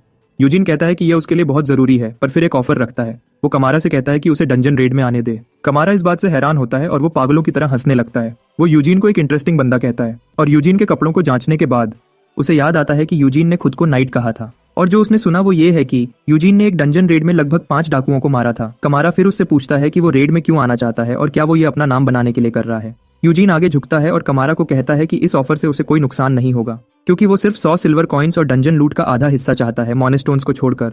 उसे सुनने के बाद कमारा कहता है कि उसको यूजीन का इतना कम रिवॉर्ड मांगने पर और शक हो रहा है। यूजीन फिर बात उसी पर ले आता है, उसे याद करवाकर कि इस समय मुश्किल में कमारा है, यूजीन नहीं। कमारा के ऑफिस में यूजीन उसे ऑफर देता है जबकि कमारा उसे जांचता है। यूजीन के कपड़ों की हालत देखकर कमारा सोचता है कि यूजीन एक आवारा नाइट होगा जिसके पास कोई परिवार नहीं है। कमारा जानता है कि कैसे कुछ नाइट्स नाम बनाने के लिए लड़ते हैं, तो वो यूजीन को उनमें से एक मानता है क्योंकि यूजीन ज्यादा मांग नहीं कर रहा। जब यूजीन कमारा को याद दिलाता है कि कमारा को किसी भरोसेमंद शख्स की जरूरत है, कमारा शॉक्ड है यह जानकर कि यूजीन ने उसके बारे में इतना कुछ जान लिया है और वो कितना स्मार्ट है ये जानने के लिए कि किस समय कौन सी बात करनी है। वो स्माइल करता है जब उसे पता चलता है कि यूजीन ज्यादातर नाइट से बिल्कुल अलग है, तो वो यूजीन की डील एक्सेप्ट कर लेता है। कमारा के हाथ को देखते हुए यूजीन पार्टेक को याद करता है जिसने उसे जानकारी दी थी कि मोनोक्रिस्टल्स को साफ करना कितना मुश्किल है और उन्हें करने के लिए कितने ज्यादा पैसे चाहिए। पार्टेक ने यूजीन से वादा किया था कि वो उसे एक ट्रेडिंग कंपनी से मिलवाएगा जो मोनोक्रिस्टल बाई प्रोडक्ट्स बेचने में मदद करेगी। पार्टेक ने यूजीन को कहा था कि वो बस कमारा को कह दे कि वो सिर्फ बाई प्रोडक्ट्स लेगा, और ऐसे कमारा के पास ऑफर मानने के अलावा कोई चॉइस नहीं होगी। थोड़ी देर बाद वेथराल अपने भाई के एक और नाइट को डंजन रेड में भेजने की खबर सुनता है, तो वो इसे बेकार समझता है। गेलफ्रेडिक फिर बताता है कि डंजन्स कितने खतरनाक होते हैं, तो वो वेथराल को कहता है कि वो इसके खिलाफ है अगर नाइट कोई बेकार शख्स है। वेथराल बताता है कि वो भी ऐसा ही सोचता है। क्योंकि उसे लगता है कमारा के पास कोई कनेक्शंस नहीं है एक अच्छा नाइट पाने के लिए, क्योंकि वो पड़ोसी नोबल्स के साथ अच्छे से नहीं मिलता, ना ही उसके पास बड़ा नेटवर्क है। ये देखते हुए कि उन दोनों की सोच एक जैसी है, वेथरल गेल्फ्रेडिक से कहता है कि वो नाइट को बता दे कि वो उसके बारे में कैसा सोचते हैं। जब गेल्फ्रेडिक सोचता है कि वेथरल काम उसके ऊपर क्यों डाल रहा है, वो आने की आवाज सुनते हैं और थोड़ी देर बाद कमारा दिखाई देता है। फिर वो यूजीन को अपने नए नाइट के रूप में उनसे मिलवाता है जो सोल्जर्स के साथ काम करेगा और डंजन सब्जुगेशन पार्टी के साथ जाएगा। यूजीन को फिर से देखकर सरप्राइज्ड और उस स्क्वाड को देखकर जिसे यूजीन लीड करने का प्लान बना रहा है। वेथरल अपने भाई को कहता है कि वो किसी ऐसे को हायर नहीं कर सकते जिसके परिवार और शक्ति का कुछ पता नहीं है। कमारा एग्री करता है कि उसे यूजीन के बारे में कुछ नहीं पता, पर फिर वो वेथरल को कहता है कि उसे यूजीन की स्किल्स पर पूरा विश्वास है। वो अपने सरप्राइज्ड भाई को बताना शुरू करता है कि उसने सुना है यूजीन ने सिर्फ एक छोटी तलवार से उस डाकुओं के ग्रुप को मार दिया जो उनके इलाके में इतने समय से गुंडों की तरह फिर रहे थे। जैसे ही कमारा यूजीन की तारीफें कर रहा होता है, गेल्फ्रेडिक एक हथियार यूजीन की तरफ फेंकता है, पर यूजीन उसे आखिरी पल में रोक लेता है। सब इस अचानक होने वाली घटना से चौंक जाते हैं। गेल्फ्रेडिक फिर अपने बर्ताव के लिए सॉरी बोलता है। वो यूजीन के पास जाता है और कहता है कि लगता है कि यूजीन काफी सुरक्षित जगह पर बड़ा हुआ है, क्योंकि उस पर ना तो कोई घाव है और ना ही धूप लगने का निशान। फिर वो यूजीन से पूछता है कि क्या वो उसकी स्किल्स टेस्ट कर सकता है। कुछ पल बाद दोनों नाइट्स एक अरीना में हैं और लड़ाई के बारे में सुनकर शहर के लोग जल्दी से गेल्फ्रेडिक को देखने के लिए वहां पहुंचते हैं। वो आदमी जो ना सिर्फ एक नाइट्स टूर्नामेंट में तीसरे नंबर पर आया, बल्कि ये भी अफवाहें हैं कि वो अपने हाथों से एक मॉन्स्टर को खत्म कर सकता है। जैसे ही वो जमा होते हैं, उनमें से बहुत से लोगों को मैच शुरू होने से ही पहले यूजीन के लिए बुरा लग रहा है। गेल्फ्रेडिक स्माइल करता है जैसे ही मैच शुरू होने वाला है। वो अपनी तलवार निकालता है, नाइट अपनी पोजीशन में आता है और यूजीन भी वही करता है जो उस बड़े नाइट को चौंका देता है। रेफरी मैच शुरू होने का सिग्नल देता है और दोनों अपनी तलवारों के साथ एक दूसरे से टकराते हैं। गेल्फ्रेडिक फिर यूजीन को अपनी तरफ आने का इशारा करता है और यूजीन सीधा उसकी तरफ बढ़ता है। वो गेल्फ्रेडिक पर अटैक है उस बड़े नाइट को अपना डिफेंस करने पर मजबूर करते हुए, या कम से कम देखने वालों को ऐसा ही लगता है। पार्टेक फिर रॉबिन को समझाता है जो यूजीन के लिए चीयर कर रहा है कि गेल्फ्रेडिक बस यूजीन को अटैक करने दे रहा है और अपनी मर्जी से पीछे हट रहा है। गेल्फ्रेडिक यूजीन के सारे अटैक्स रोकता है और नोटिस करता है कि वो उसकी उम्मीद से ज्यादा अच्छे हैं। वो कोई खास फाइटिंग स्टाइल नहीं देख पा रहा और नोटिस करता है कि यूजीन ने अच्छे से ट्रेनिंग नहीं की। फिर भी यूजीन एक ऐसे इंसान की वाइब्स देता है जो जंगलों में बड़ा हुआ है। जैसे ही गेल्फ्रेडिक और यूजीन आमने सामने आते हैं, वो यूजीन से पूछता है कि वो सच में नाइट है या नहीं। अरीना में गेल्फ्रेडिक कहता है कि उसे पूरा विश्वास है कि यूजीन नाइट नहीं है। वो यूजीन की स्किल्स को वीक कहता है और कहता है कि यूजीन बस अपनी नेचुरल शक्ति पर लड़ रहा है। वो नाइट यूजीन को समझाने की कोशिश करता है कि नाइट होने का असल मतलब क्या है, पर यूजीन उससे कहता है कि वो बहुत ज्यादा बोलता है। गेल्फ्रेडिक फिर वादा करता है कि वो चुप हो जाएगा अगर यूजीन उसे हरा दे। वो बड़ा नाइट फिर अटैक है वो यूजीन की गर्दन में एक पूरा छेद करने वाला होता है, पर यूजीन उस अटैक से बच जाता है उसे साइड पे करते हुए। गेल्फ्रेडिक फिर एक भयानक अटैक के साथ आगे बढ़ता है जो यूजीन की तलवार को जमीन में घुसा देता है। फिर वो अपने वजन के साथ एक किक मारता है, पर यूजीन जल्दी से अपनी तलवार ऊपर करता है उसे रोकने के लिए। वो गेल्फ्रेडिक के जूते की सोल को अपने मुंह पर प्रिंट होने से रोकता है, पर उसका दबाव उसे दीवार में पटक देता है। जबकि बाकी सब ये देखकर शॉक्ड हैं। वेथरल कहता है कि उसे यही उम्मीद थी और वो उत्सुकता से पूछता है कि क्या यूजीन बेहोश हो गया है, पर उसे शॉक करते हुए यूजीन उससे पूछता है कि कौन बेहोश हुआ और फिर सीधा गेल्फ्रेडिक की तरफ बढ़ता है। वो गेल्फ्रेडिक पे जल्दी से अटैक करता है और वो बड़ा नाइट नोट करता है कि यूजीन जल्दी सीखता है। गैल अटैक रोकता है और यूजीन पे वापस अटैक करने की कोशिश करता है, पर यूजीन उससे बच जाता है और अपनी पूरी शक्ति से एक बड़ा अटैक करता है। गैल भी वही करता है और उनकी तलवारें टकराने पर टूट जाती हैं। भीड़ हैरानी से देखती है जैसे ही दोनों अपनी टूटी तलवारें गिरा देते हैं और अपने हाथ जोड़ लेते हैं। गैल को यूजीन की भयंकर शक्ति फील होती है और पहली बार गैल सरप्राइज्ड है कि एक छोटे आदमी का शरीर सच में उससे ज्यादा शक्तिशाली है। वो यूजीन की शक्ति को मानता है, पर फिर अपनी पूरी शक्ति को उस खुद से बनने नाइट के खिलाफ यूज करने का प्लान बनाता है। गैल यूजीन को अपनी तरफ खींचता है, जिसकी वजह से यूजीन अपना बैलेंस खो देता है। भीड़ यूजीन को जमीन पर गिरते देखकर पूरी तरह दंग रह जाती है और वो देखते हैं जैसे गैल यूजीन को पंच मारने के लिए आगे बढ़ता है। जैसा किसी ने सोचा नहीं था, यूजीन वापस अपने पैरों पर खड़ा हो जाता है और फिर गैल को अपने पास खींचता है, जिसकी वजह से वो बड़ा बंदा भी अपना बैलेंस खो देता है। फिर वो उस बड़े नाइट को पंच मारता है। गैल, जो पहले से यूजीन की सीखने की स्पीड को समझ चुका है, सोचता है कि ये कहां से आया। वो उसका हाथ अपनी तरफ आते देखता है और मानता है कि ये उसकी गलती है। तुरंत ही यूजीन अटैक करता है। ये उस बड़े बंदे को भीड़ की दूसरी पार फेंकता है और दूर की दीवार में पटक देता है, जिसकी वजह से गैल बेहोश हो जाता है। शॉक्ड, रेफरी यूजीन की जीत की घोषणा करता है और पूरी भीड़ चिल्लाने लगती है एक अनजान बंदे को गेल्फ्रेडिक से जीतते देखकर। खुश होने वालों में रॉबिन यूजीन की तारीफ करता है, उसे सोल्जर्स का ग्रेट नाइट कहते हुए। पार्टेक बस देखता है कि कैसे वही रॉबिन जो पहले यूजीन को पसंद नहीं करता था, अब उसकी तारीफ कर रहा है। कुछ समय बाद गैल एक ज़ॉम्बी की तरह उठता है और यूजीन के पास चलकर आता है। सब जिसकी उम्मीद करते हैं उसके बिल्कुल उलट। वो यूजीन का हाथ ऊपर करता है और सबको कहता है कि उसके लिए तालियां बजाएं। भीड़ कंट्रोल से बाहर हो जाती है, एक ही नाम चिल्लाते हुए, जैन यूजीन। सब खुशी मनाते हैं, पर वेथराल इस सबसे गुस्सा है। यूजीन नोट करता है कि उस रात से लोगों का बर्ताव उसके साथ बहुत बदल गई। अगले दिन जबकि कमारा यूजीन से पूछता है कि क्या वो कल रात सही से सोया, मेड्स यूजीन को प्यार भरी आंखों से घूरती है। कमारा नोट करता है कि यूजीन ने वो सारे गिफ्ट्स लेने से मना कर दिया जो उसने उसे भेजे थे। अचानक रॉबिन तूफान की तरह वहां आता है, यूजीन को ढूंढते हुए। वो उसके सामने झुकता है और पूछता है कि क्या यूजीन ने उसे बुलाया। कमारा रॉबिन का इतना अच्छा बर्ताव देखता है और कहता है कि उसे वो पसंद है। गैल्फ्रेडिक भी अचानक से वहां आ जाता है और यूजीन से ऐसे चिपकता है जैसे वो बेस्ट फ्रेंड्स हों। यूजीन उसे चेतावनी देने की कोशिश करता है कि उसे इतना चिपकना बंद करे, पर वो महान नाइट उसे अपना चेहरा दिखाता है और कहता है कि वो पूरी रात एक पल के लिए भी नहीं सो पाया। वो अपने चेहरे की हालत के बारे में बड़बड़ाता है और यूजीन सोचता है कि क्या गैल्फ्रेडिक और मार खाना चाहता है। वो विशाल बंदा फिर यूजीन के काम के बारे में पूछता है, ये जानने के लिए कि क्या वो फ्री है ताकि वो एक और फाइट कर सके।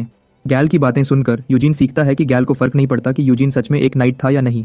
उसी दिन वो यूजीन के सामने शानदार खाना रखते हैं, पर यूजीन उस खाने को बस घूरता रहता है। उसके सर्वेंट्स, जिन्हें कमारा ने उसके लिए खाना तैयार करने का काम दिया था, उसके सामने खुशी खुशी खाना रखते हैं और जितनी जल्दी हो सके चीजें उसकी पसंद के अकॉर्डिंग बनाने की कोशिश करते हैं। मिरियन फिर प्रकट होती है और ये देखकर मजा लेती है कि यूजीन कितना चिंतित है, पूरी तरह से जानते हुए कि अगर वो उसके लिए तैयार किया गया खाना खाता है तो ये उसके सिस्टम को खराब कर देगा। जबकि मिरियन खुशी के साथ देखती है। यूजीन सर्वेंट्स की मेहनत के लिए थैंक्स बोलता है, फिर उन्हें कहता है कि वो अपना खाना खुद बना लेगा। चिंतित वो उससे उसकी पसंद पूछने की कोशिश करते हैं, पर यूजीन उन्हें कहता है कि वो कमारा को बताएं कि सच में उसका मतलब वही था जब उसने कहा कि उसे अकेला रहना पसंद है। ये इसलिए क्योंकि यूजीन हजारों सालों से अकेला रहने का आदी हो गया है। अब जब लोगों का उस पर शक कम हो रहा है तो इसका मतलब है कि ज्यादा लोग उसका विश्वास करने लगेंगे। कई दिन बाद भी यूजीन लोगों में रहने का आदी नहीं हुआ है। उस समय के दौरान गैल उसे एक बार फिर मनाने की कोशिश करता है एक और फाइट के लिए, पर यूजीन साफ इनकार कर देता है। अचानक फेल्ड यूजीन को मिलने आता है। उसे देखकर ऐसा लगता है जैसे वो किसी से मार खाकर आया हो। आसपास के सब उसकी हालत से डरे हुए हैं और वो देखते हैं कि वो यूजीन से पूछता है कि क्या वो ठीक है। उस रात वेथरल के रूम में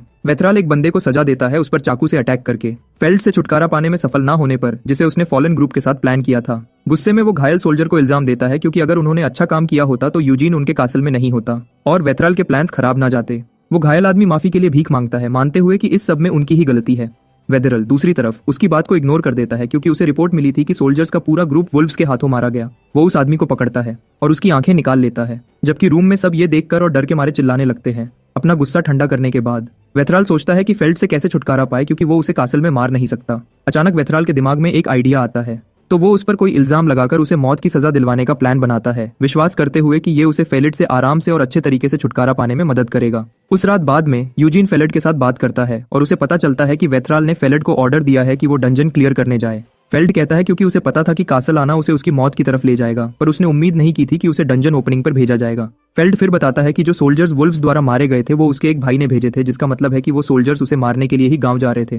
फेलिट के दिमाग में जो भी चल रहा है उसके बावजूद यूजीन उसे कहता है कि उसके जिंदा रहने का एक रास्ता है और उसके लिए उसे यूजीन का सर्वेंट बनना होगा। यूजीन उसे अच्छे से समझाता है, एक्सप्लेन करते हुए कि फेल्ड अपनी आने वाली बर्थडे पहले से मना चुका है, जो उसे एक एडल्ट बनाता है जिसे किसी बड़े की जरूरत नहीं। यूजीन फेलिट को कहता है कि वो ऐसे ही डरते डरते अपनी मौत का इंतजार कर सकता है या फिर वो आखिरी पल तक अपने लिए लड़ सकता है। डंजन ओपनिंग के दिन सोल्जर्स और सब लोग डंजन के दरवाजे पर जमा होते हैं। वहां गैल्फ्रेडिक उन्हें बताता है कि डंजन के साइज को देखते हुए उन्हें लो रैंक मॉन्स्टर्स के रूप में गॉब्लिन्स और कोबोल्ड्स की उम्मीद करनी चाहिए, फिर मिड रैंक के रूप में ट्रोल्स और स्पाइडर्स। समस्या ये है कि उसे नहीं पता कि हाई रैंक्ड मॉन्स्टर्स कैसे हो सकते हैं, तो गैल उन्हें कहता है कि उनका गोल डंजन में रास्ता साफ करना है जब तक वो मिड रैंक्ड मॉन्स्टर्स तक नहीं पहुंच जाते, और अगर वो किसी भी हाई रैंक्ड मॉन्स्टर से टकरा जाएं तो तुरंत वापस आ जाएं। चीजें शुरू करने के लिए गैल कुछ लोग भेजता है ताकि वो डंजन्स के पास बनने गड्ढों का पता लगा सके। इसी बीच कुछ लोग कहते हैं कि वो कितने लकी हैं कि उन्हें डंजन्स के पास का इलाका जांचने का काम नहीं मिला। उनमें से एक लो रैंक मॉन्स्टर्स को खत्म करने के बाद घायल होने का नाटक करने का प्लान बनाता है। वो एक्सप्लेन करता है कि पहली बार डंजन रेड्स कितनी भयानक होती हैं और वो एक रियर गार्ड होने के नाते अच्छा नहीं है क्योंकि रियर गार्ड्स का ध्यान नहीं रखा जाता। वो एक कुत्ते की तरह मरने के लिए तैयार नहीं है, खासकर जब इस काम के लिए ज्यादा पैसे भी नहीं मिल रहे। जब वो ये सब बोल रहा है, वेथरल उससे टकराता है और फेल्ड को ढूंढने लगता है। पहले तो सोल्जर्स अपनी बातों के लिए लगभग अपनी जान से हाथ धो बैठता है, पर फिर वेथराल को उस लड़के की तरफ इशारा करता है जो यूजीन के साथ बातें कर रहा है। दूसरी तरफ फेल्ड यूजीन को एक बैग देता है जो मजेदार चीजों से भरा है और साथ ही उसे सुरक्षित वापस आने का कहता है। फेल्ड को देखते ही वेथरल सोल्जर को दूर धकेलता है और सीधा फेल्ड के पास जाता है। वो फेल्ड को गुस्से से देखता है जबकि उसे याद दिलाता है कि अपनी काम करे, उम्मीद करते हुए कि फेल्ड भूला तो नहीं है। लड़का उसका गुस्सा देखता है तो वो जल्दी से यूजीन के पीछे छुप जाता है और ये वेथरल को और गुस्सा दिलाता है। वेथरल फिर फेल्ड का बाजू पकड़ता है और उस पर चिल्लाता है, पूछते हुए कि क्या वो सुन नहीं रहा। वो फेल्ड को यूजीन से दूर करने की कोशिश करता है, पर यूजीन बीच में आता है, वेथरल का हाथ पकड़कर उसे चेतावनी देता है कि फेल्ड को हाथ ना लगाए और वेथरल को कहता है कि वो फजूल बातें कर रहा है। यूजीन वेथरल से पूछता है कि क्या उसने अपना दिमाग खो दिया है क्योंकि उसे एक ऐसे लड़के को डंजन में नहीं भेजना चाहिए जिसको तलवार पकड़नी भी नहीं आती। वेथरल यूजीन का हाथ खुद से दूर करता है और कहता है कि वो बस फेल्ड को शक्तिशाली बनाना चाहता है। वेथरल फिर यूजीन को कहता है कि अपने काम से काम रखे। वो यूजीन को बताता है कि यूजीन को कोई हक नहीं है फेल्ड को एक खिलौने की तरह यूज करने का। उसको शॉक करते हुए यूजीन अपनी जगह खड़ा रहता है और वो वेथरल को बताता है कि फेल्ड कल रात उसका सर्वेंट बन गया और उनके आसपास के सब लोग इसके गवाह हैं। भीड़ को देखते हुए यूजीन वेथराल को कहता है कि वो उनकी बहुत अच्छी दोस्ती है जो खून के रिश्तों से भी ज्यादा अच्छी है, जिसका मतलब है कि अगर वेथरल फेल्ड पर एक भी उंगली रखता है तो वो इसे अपने लिए एक चेतावनी मानेगा। यूजीन उसके पास जाता है और अपनी तलवार निकालने के लिए हाथ बढ़ाता है, जबकि कहता है कि वो वेथराल को प्रैक्टिस के लिए यूज कर सकता है अगर वेथराल उसके बनाए रूल को तोड़ता है। वेथराल उन सब पे गुस्सा हो जाता है और चिल्लाता है, कहते हुए कि किसी और परिवार के लड़के चाइल्ड का ध्यान रखना उतना आसान नहीं है जितना वो सोचते हैं, और अगर वो सोचते हैं कि वो फेल्ड की मदद कर रहे हैं तो वो बस लड़के का फ्यूचर खराब करेंगे। इसके अलावा कुछ लोग खुशी से इस होने वाली रेड के बारे में बातें करते हैं, क्योंकि ना सिर्फ उनके पास 2 नाइट्स हैं जिनकी शक्ति पर वो पूरी तरह विश्वास करते हैं, बल्कि बहुत सारे स्किल्ड सोल्जर्स भी हैं। जब वेथरल अपने दुश्मनों की तारीफ सुनता है तो उसका दिमाग पूरी तरह खराब हो जाता है। अचानक कमारा वहां आता है और वो भी फेल्ड का साथ देता है, यूजीन की बात को सपोर्ट करते हुए। वो वेथराल को याद दिलाता है कि फेल्ड ने अपने बड़े होने की सेरेमनी अभी ही कर ली है, जिसका मतलब है कि लड़का एडल्ट है और वो अपने मामलात खुद संभाल सकता है। उन दोनों भाइयों को देखते हुए यूजीन नोट करता है कि फेल्ड एक शिकार है जिस पर शिकारियों की पूरी नजर है, और उस लड़के के लिए सबसे अच्छा ये है कि वो सुरक्षित जगह पर रहे। यूजीन देखता है कि वेथरल शिकारी फेल्ड के साथ कुछ नहीं कर सकता, जो शक्तिशाली लोगों से घिरा हुआ है। अचानक एक बंदा अपनी जांच से वापस आता है और उन्हें बताता है कि पास में किसी अजीब चीज का निशान नहीं है, तो कोई मॉन्स्टर डंजन के गड्ढों से भागा नहीं है। इसके साथ टीम डंजन ओपनिंग शुरू करती है। डंजन के विशाल दरवाजे खुलते हैं और सोल्जर्स नाइट के पीछे जाने के लिए तैयार होते हैं। अंदर जाने से ठीक पहले गैल्फ्रेडिक उनकी तरफ मुड़ता है और उन्हें कहता है कि उन सबकी जिंदगी उनके हाथों में है। ये 6 शब्द उनके दिमाग में घूमते हैं जैसे वो लड़ाई के लिए तैयार होते हैं। एक शब्द में गैल्फ्रेडिक उन्हें आगे बढ़ने का ऑर्डर देता है और वो सब उसके पीछे चलते हैं। जैसे ही डंजन का दरवाजा बंद होता है, कमारा और फेल्ड यूजीन को सावधान रहने को कहते हैं और कहते हैं कि वो 4 दिन में मिलेंगे। डंजन में कई मीटर्स आगे जाने के बाद ग्रुप पर गॉब्लिन्स की भीड़ उन पर अटैक करती है। वो मॉन्स्टर्स बिना रुके उन पर झपटते हैं और इंसान बेकाबू हो जाते हैं उनसे लड़ते हुए, जबकि उनमें से कुछ खुद को जिंदा रखने के लिए लड़ाई से दूर रहते हैं। कुछ सोल्जर्स गैल के कहने पर अटैक करते हैं, उन भयानक गॉब्लिन्स को खत्म करने के लिए जो उन सबकी जान के पीछे पड़े हैं। छोटे दिल वाले लोग डंजन के दरवाजे की तरफ वापस भागने की कोशिश करते हैं वहां से बाहर निकलने के लिए, पर वो देखते हैं कि वो हर तरफ से गॉब्लिन्स से घिर गए हैं। थैंकफुली गैल सामने आता है और उन्हें समझाता है। वो कहता है कि वो सबसे ज्यादा सुरक्षित तब हैं जब वो साथ हैं, तो वो अपने लोगों को वापस पोजीशन में लाता है और उन पर लड़ने के लिए चिल्लाता है।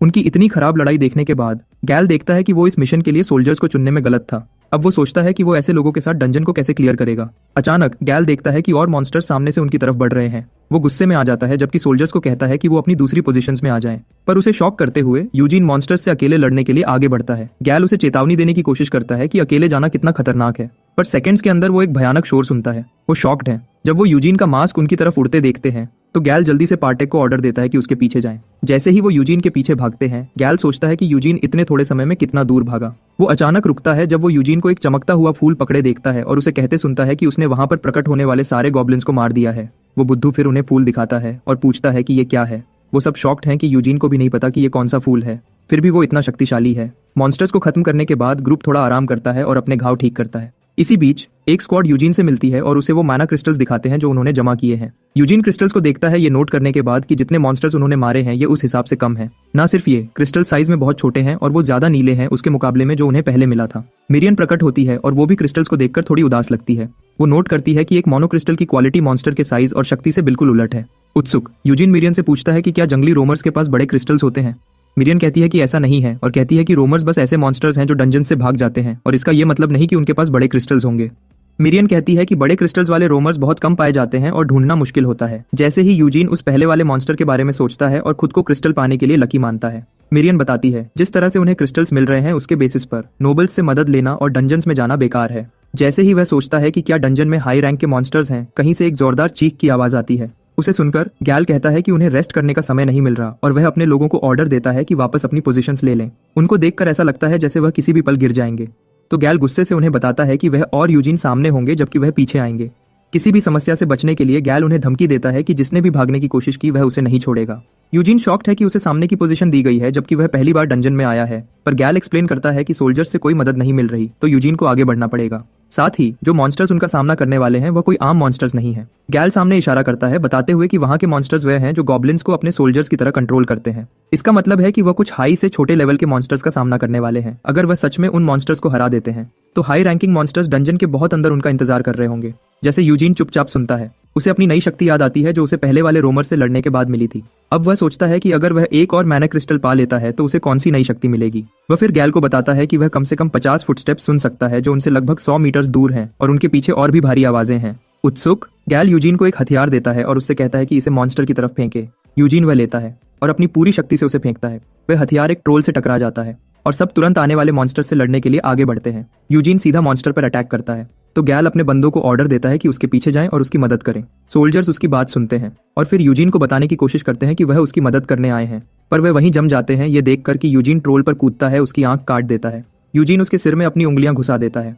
उस दिन जिसने यूजीन को लड़ते देखा उसकी नजर में एक नाइट होने का मतलब बिल्कुल बदल गया। वह असल मतलब जिसे इंसान नाइट की शक्तियों के रूप में जानते थे उस दिन उलट गई जब उन्होंने यूजीन को लड़ते देखा। यूजीन के लिए उसका फाइटिंग स्टाइल एक आम नाइट से कहीं आगे था, बल्कि एक ब्लडी बीस्ट का स्टाइल था।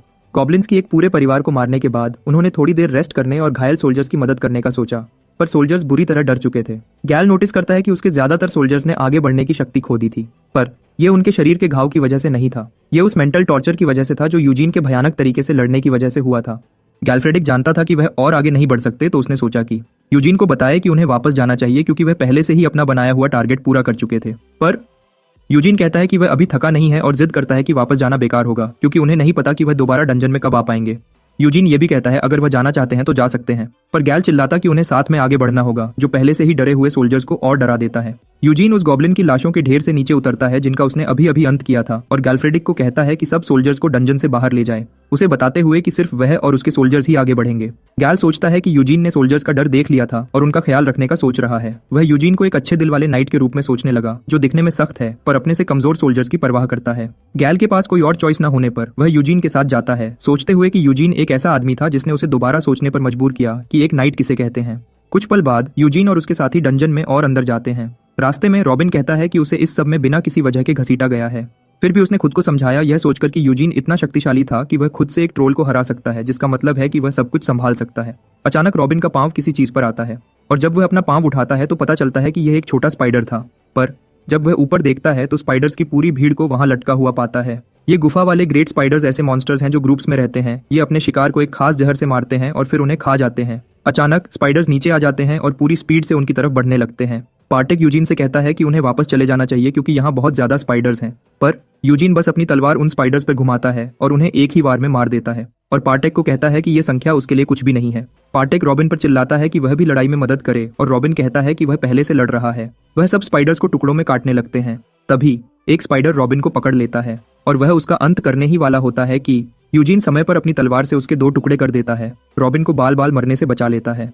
रॉबिन देखता है कि कैसे यूजीन ने सारे स्पाइडर्स को एक ही वार में खत्म कर दिया है। वह यूजीन की तारीफ करता है पर साथ ही कहता है कि उन्हें अब सच में वापस जाना चाहिए। रॉबिन फिर अपने कैप्टन की तरफ देखा जो बिल्कुल चुपचाप खड़ा था। वह ऊपर देखते हुए डर से कांप रहा होता है। रोमर्स में एक जैसे मॉन्स्टर्स के अंदर भी अलग अलग रैंक्स होते हैं, पर हायर रैंक्स का मिलना बहुत मुश्किल है, तो उन्हें डंजन में जाने से पहले ध्यान में भी नहीं रखा जाता।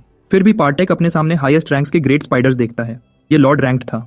पार्टेक यूजीन को कहता है कि उन्हें तुरंत वापस जाना चाहिए क्योंकि वह इतने भयानक स्पाइडर लॉर्ड के खिलाफ कुछ नहीं कर पाएंगे, पर यूजीन पूरा सीरियस होकर उनके नाम पुकारता है जिसकी वजह से दोनों उससे एक खास ऑरा फील करते हैं। वह उन्हें वहां से जाने का कहता है, बताते हुए कि स्पाइडर लॉर्ड उसका शिकार है।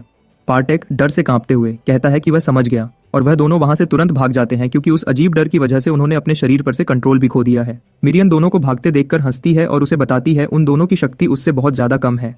वह मिरियन से पूछता है कि क्या स्पाइडर लॉर्ड उस नदी के मॉन्स्टर के बराबर एक रोमर है, पर मिरियन जवाब देती है कि नहीं और बताती है कि इस मॉन्स्टर का लेवल पहले वाले मॉन्स्टर से भी कई ज्यादा शक्तिशाली है। फिर भी उसे फर्क नहीं पड़ा क्योंकि उसे सिर्फ यह परवाह थी कि स्पाइडर लॉर्ड का मोनोक्रिस्टल नदी के मॉन्स्टर से भी बड़ा था। स्पाइडर लॉर्ड फिर जोर से हिलता है, अपने साथ पूरे डंजन को हिलाते हुए, पर यूजीन कहता है कि जितनी चाहे कोशिश करे। आखिर एक ट्रेजर चेस्ट को खोलना जितना मुश्किल होता है उतनी ही ज्यादा खुशी होती है अंदर की चीज को पाने के लिए। अगले दिन एक छोटा स्पाइडर चाय के कप की तरफ जा रहा होता है, पर वह वहां पहुंचने से पहले ही 2 टुकड़ों में काट दी जाती है। दूसरी शक्ति जो यूजीन को स्पाइडर लॉर्ड के माना क्रिस्टल से मिली थी वह कैमोफ्लाज थी। अपनी स्किन को शक्तिशाली बनाकर और कैमोफ्लाज यूज करके इंसानों जैसी स्किन बनाना। वह आखिर सनलाइट के नीचे बिना किसी कवर के खड़ा हो पाता है। इसके साथ सनलाइट से बचने की समस्या भी काफी हद तक कम हो गई। एक लेडी नोटिस करती है कि वह अपने मास्क के बिना घूम रहा था और पूछी कि उसने इतने समय तक मास्क पहनकर अपने सुंदर चेहरे को क्यों छुपा रखा था। नोबल लेडीज उसकी तरफ खींची चली आती हैं और उससे फ्लर्ट करने की कोशिश कर रही थी, पर वह उस सबसे अनकंफर्टेबल हो रहा था और उसके लिए मुश्किल और भी बढ़ गई क्योंकि मिरियन भी उसे चिढ़ाने लगी थी। लेडीज में से एक ने पूछा कि क्या उसमें किसी तरह के एल्फ का खून शामिल है क्योंकि वह इतना हैंडसम है।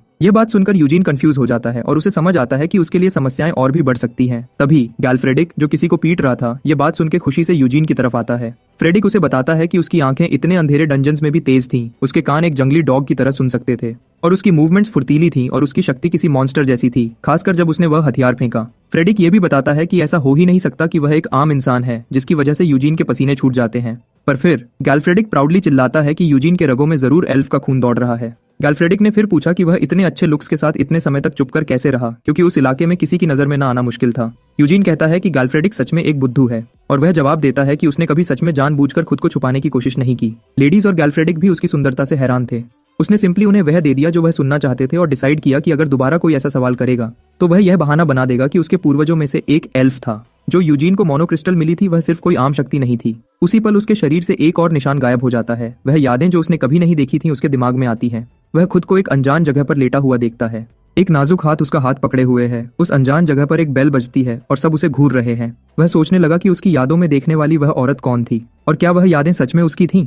पर फिर वह असल दुनिया में वापस आता है जब वह किसी को अपना नाम चिल्लाते हुए सुनता है। यह रॉबिन था जो मदद के लिए चिल्ला रहा था और गैल्फ्रेडिक रॉबिन को याद दिलाता है कि वह यूजीन के लिए सिर्फ बोझ बन गया था। रॉबिन कहता है कि यह इसलिए क्योंकि यूजीन इंसान नहीं है। कोई भी नॉर्मल इंसान होता तो वह जरूर भाग जाता। पर रॉबिन का जवाब गलत था और यूजीन गैल्फ्रेडिक को खुशी खुशी रॉबिन को पीटते देखता है। एक ही चीज जो यूजीन सच में याद रख पाया वह उसका नाम था। पर पिछली कुछ घटनाओं की वजह से उसके साथ बार बार एक ही चीज हो रही थी। ऐसा लग रहा था कि जैसे जैसे वह निशान मिट रहे थे उसे अपने बारे में बहुत सी पुरानी चीजें पता लग रही थी। न कि ऐसी झूठी बातें कि वह एक नाइट है या उसमें एल्फ का खून दौड़ रहा है, बल्कि वह सच में कौन था। बाद में वह सब लॉर्ड के रूम में जमा थे और लॉर्ड टर्विन ने उन्हें बताया कि उसने डंजन ओपनिंग की सफलता के बारे में सुना है। गैल ने अपना इंट्रोडक्शन गैल्फ्रेडिक के तीसरे बेटे के रूप में दिया। यह देखते हुए यूजीन ने उसकी कॉपी की और अपना इंट्रोडक्शन यूजीन के सबसे बड़े बेटे के रूप में दिया। लॉर्ड ने उनकी तारीफ की और यूजीन को कुछ दिया। ये एक सर्टिफिकेट था जो उसको यान ऑफ हाउस की पहचान की गारंटी देता है। यूजीन वो ले लेता है और लॉर्ड को थैंक्स बोलता है। पर लॉर्ड फिर जोर से खांसने लगता है जो कमारा को चिंता में डाल देता है। लॉर्ड कमारा को कहता है कि उसके भाई के काम उसके दिमाग पर भारी पड़ गए हैं जो उसे सुकून में मरने से रोक रहा है। कमारा अपने फादर को विश्वास दिलाता है कि वह अच्छे से और सुरक्षा से उन सब चीजों को संभालेगा जो उसने अपनी पूरी जिंदगी लगाकर खड़ी की है। फिर भी लॉर्ड कमारा को याद दिलाता कि उसकी जमीन सिर्फ धूल और ज्यादा कुछ नहीं है और कि एक लॉर्ड को हमेशा अपने लोगों की देखभाल करनी चाहिए, अपनी जमीन की नहीं, और उन्हें लीड करना चाहिए। वह आखिरी शब्द बोलने के साथ लॉर्ड अपना दम तोड़ देता है। यूजीन ने नोटिस किया कि बहुत से लोग लॉर्ड के मरने पर बहुत दुखी हैं, पर यह भी देखा कि एक बंदे के मरने पर हर कोई दुखी नहीं होता। वह साफ तौर पर घमंडी वेथराल की तरफ इशारा कर रहा था। बाद में सूरज डूबने से पहले गैल्फ्रेडिक ने कमारा से लॉर्ड के अंतिम संस्कार के दौरान जल्दी जाने के लिए सॉरी बोला, पर कमारा समझ गया कि उसकी अपनी समस्या थी। गैल ने फिर पूछा कि क्या यूजीन को वहां रुकने के बारे में पूरा विश्वास है, और उसने जवाब दिया कि वह एक बार फिर डंजन में जाना चाहता है। इतनी मेहनत करके इसे खोलने के बाद छोड़ देना बेकार होगा। गैल्फ्रेडिक यह बात सुनकर डिसअपॉइंटेड था और बताता है कि काउंट ऑफ एवरग्रो को यूजीन से मिलकर बहुत खुशी होती। गैल्फ्रेडिक फिर अपना हाथ आगे बढ़ाता है और उसे बताता कि उस जैसे शक्तिशाली नाइट के साथ लड़ना बहुत खुशी की बात थी और वह उम्मीद करता है कि अगले बार वह दुश्मनों की तरह नहीं मिलेंगे। यूजीन पहले थोड़ा घबराता है पर फिर उससे हाथ मिलाता है। गैल्फ्रेडिक के जाने के बाद वह पार्टेक को तैयारी करने का ऑर्डर दिया।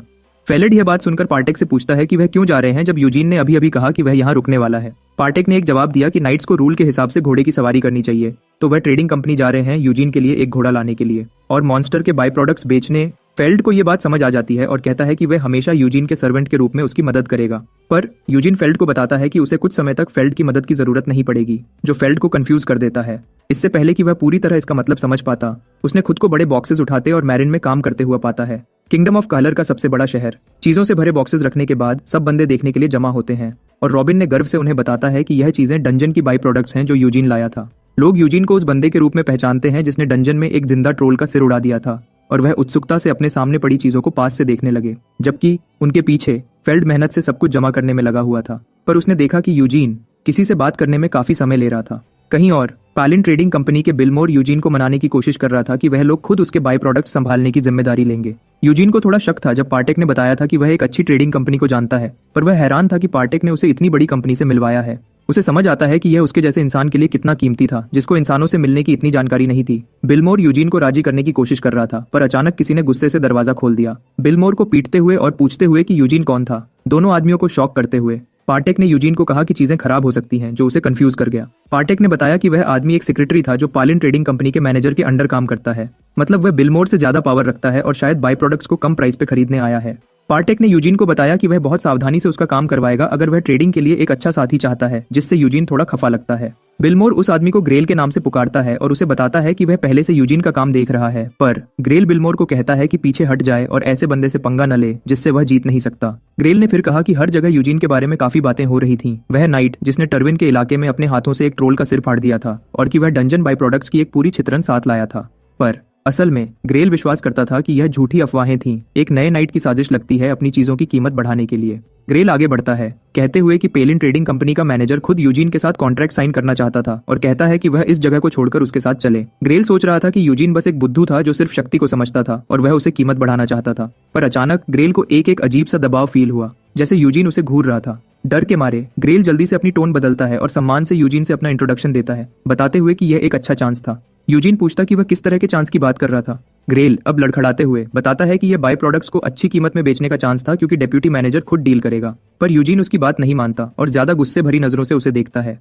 ग्रेल को और ज्यादा डराते हुए ग्रेल ने फिर से सॉरी बोला, कहते हुए कि उसका बुरा बर्ताव करने का इरादा नहीं था। फिर भी यूजीन पीछे नहीं हटा और इस वजह से ग्रेल के पास डर के मारे वहां से भागने के अलावा कोई चॉइस नहीं बची, चिल्लाते हुए कि वह किसी और दिन वापस आएगा। बिल मूर रोने पर आ गया था। यूजीन का कॉन्ट्रैक्ट डेप्यूटी मैनेजर के साथ खत्म करने के बाद चाहे वह रूल्स को पूरी तरह समझा नहीं था, फिर भी उसने यूजीन की हर तरह से मदद करने की कसम खाई, उसे कहते हुए कि जब भी उसे कुछ चाहिए बस उसे बुला ले। बिल मूर ने फिर खुशी खुशी पूछा कि वह काम कब शुरू करेंगे और यूजीन ने कहा कि वह तुरंत शुरू करेंगे। जबकि पेलिन ट्रेडिंग कंपनी में ग्रेल ने डेप्यूटी मैनेजर को बताया कि यूजीन ने उनकी ऑफर मानने से इनकार कर दिया और बताया है कि वह कोई आम आदमी नहीं है। डेप्यूटी मैनेजर ने ग्रेल को अपना सिर उठाने को कहा, कहते हुए कि नाइट्स अक्सर गुरूर में होते हैं। उसने कहा कि वह अपने तरीके से यूजीन के लिए चीजें मुश्किल बना सकते हैं क्योंकि उनके जैसी कंपनी के पास पैसे और चीजों की पावर है। उसने सोचा कि यह मुश्किल नहीं होगा, खासकर एक गरीब नाइट के खिलाफ जिसके पास एक घोड़ा भी नहीं है। फिर उसने ग्रेल को ऑर्डर दिया कि यूजीन को एक गिफ्ट भेजे, एक ऐसा जो इतना कीमती है कि एक गरीब नाइट उसे लेने से मना नहीं कर सकता। कहीं और फेल्ड ने यूजीन से पूछा कि क्या वह उसे ऑर्डर कर रहा है कि वहीं रहें और बाय प्रोडक्ट्स बेचना जारी रखें, जिस पर यूजीन ने हाँ में जवाब दिया। फेल्ड समझ नहीं पाया और पूछा कि क्या यह इसलिए है क्योंकि उसकी स्किल्स अभी भी उसके साथ चलने के लिए बहुत कम है। उसे मनाने की कोशिश करते हुए फेल्ड ने वादा किया कि वह तुरंत तलवार की ट्रेनिंग शुरू करेगा। यूजीन ने बस पूछा कि एक रिटेनर का काम क्या है और फेल्ड ने जवाब दिया कि उसका काम नाइट की सेवा करना है, लड़ाई और बाकी दिनों दोनों में। यूजीन ने उसकी समझबूझ की तारीफ की और बताया कि अभी उसका काम उसके रिटेनर के रूप में हर रोज उसकी सेवा करना है। उसने फेल्ड को कहा कि जो बाय प्रोडक्ट्स वह लड़ाई से वापस लाता है उन्हें बेचे और पैसे जमा करे, बताते हुए कि यह उसके नाइट की तरफ से दिया गया एक मिशन है। वह फेल्ड को वहां छोड़कर जाने के लिए मुड़ा, उसे कहते हुए कि वह बाकी बिलमोर के साथ रहते हुए और काम करते सीख सकता है जो उसे बिजनेस के बारे में बहुत कुछ सिखाएगा। फेल्ड बुरा फील करता है पर साथ ही खुद को याद दिलाता है कि अगर यूजीन न होता तो वह बहुत पहले मर गया होता, अब इस तरह दुखी होना बेकार है। पर उसका मूड अच्छा हो गया जब यूजीन ने उसे बताया कि जब उन्होंने कुछ पैसे जमा कर लिए तो वह उसे तलवार चलाना सिखाने के बारे में सोचेगा और कि किसी दिन फेल्ड को एक सच्चे रिटेनर के रूप में लड़ाई में उसकी मदद करनी होगी। फेल्ड खुश था और वह उसकी बात मानने की ठान लेता है। अगले दिन सड़क पर यूजीन सोचता कि पैसे कितनी जल्दी खत्म हो गए, चाहे उन्होंने सिर्फ बहुत जरूरी चीजें ही खरीदी थीं।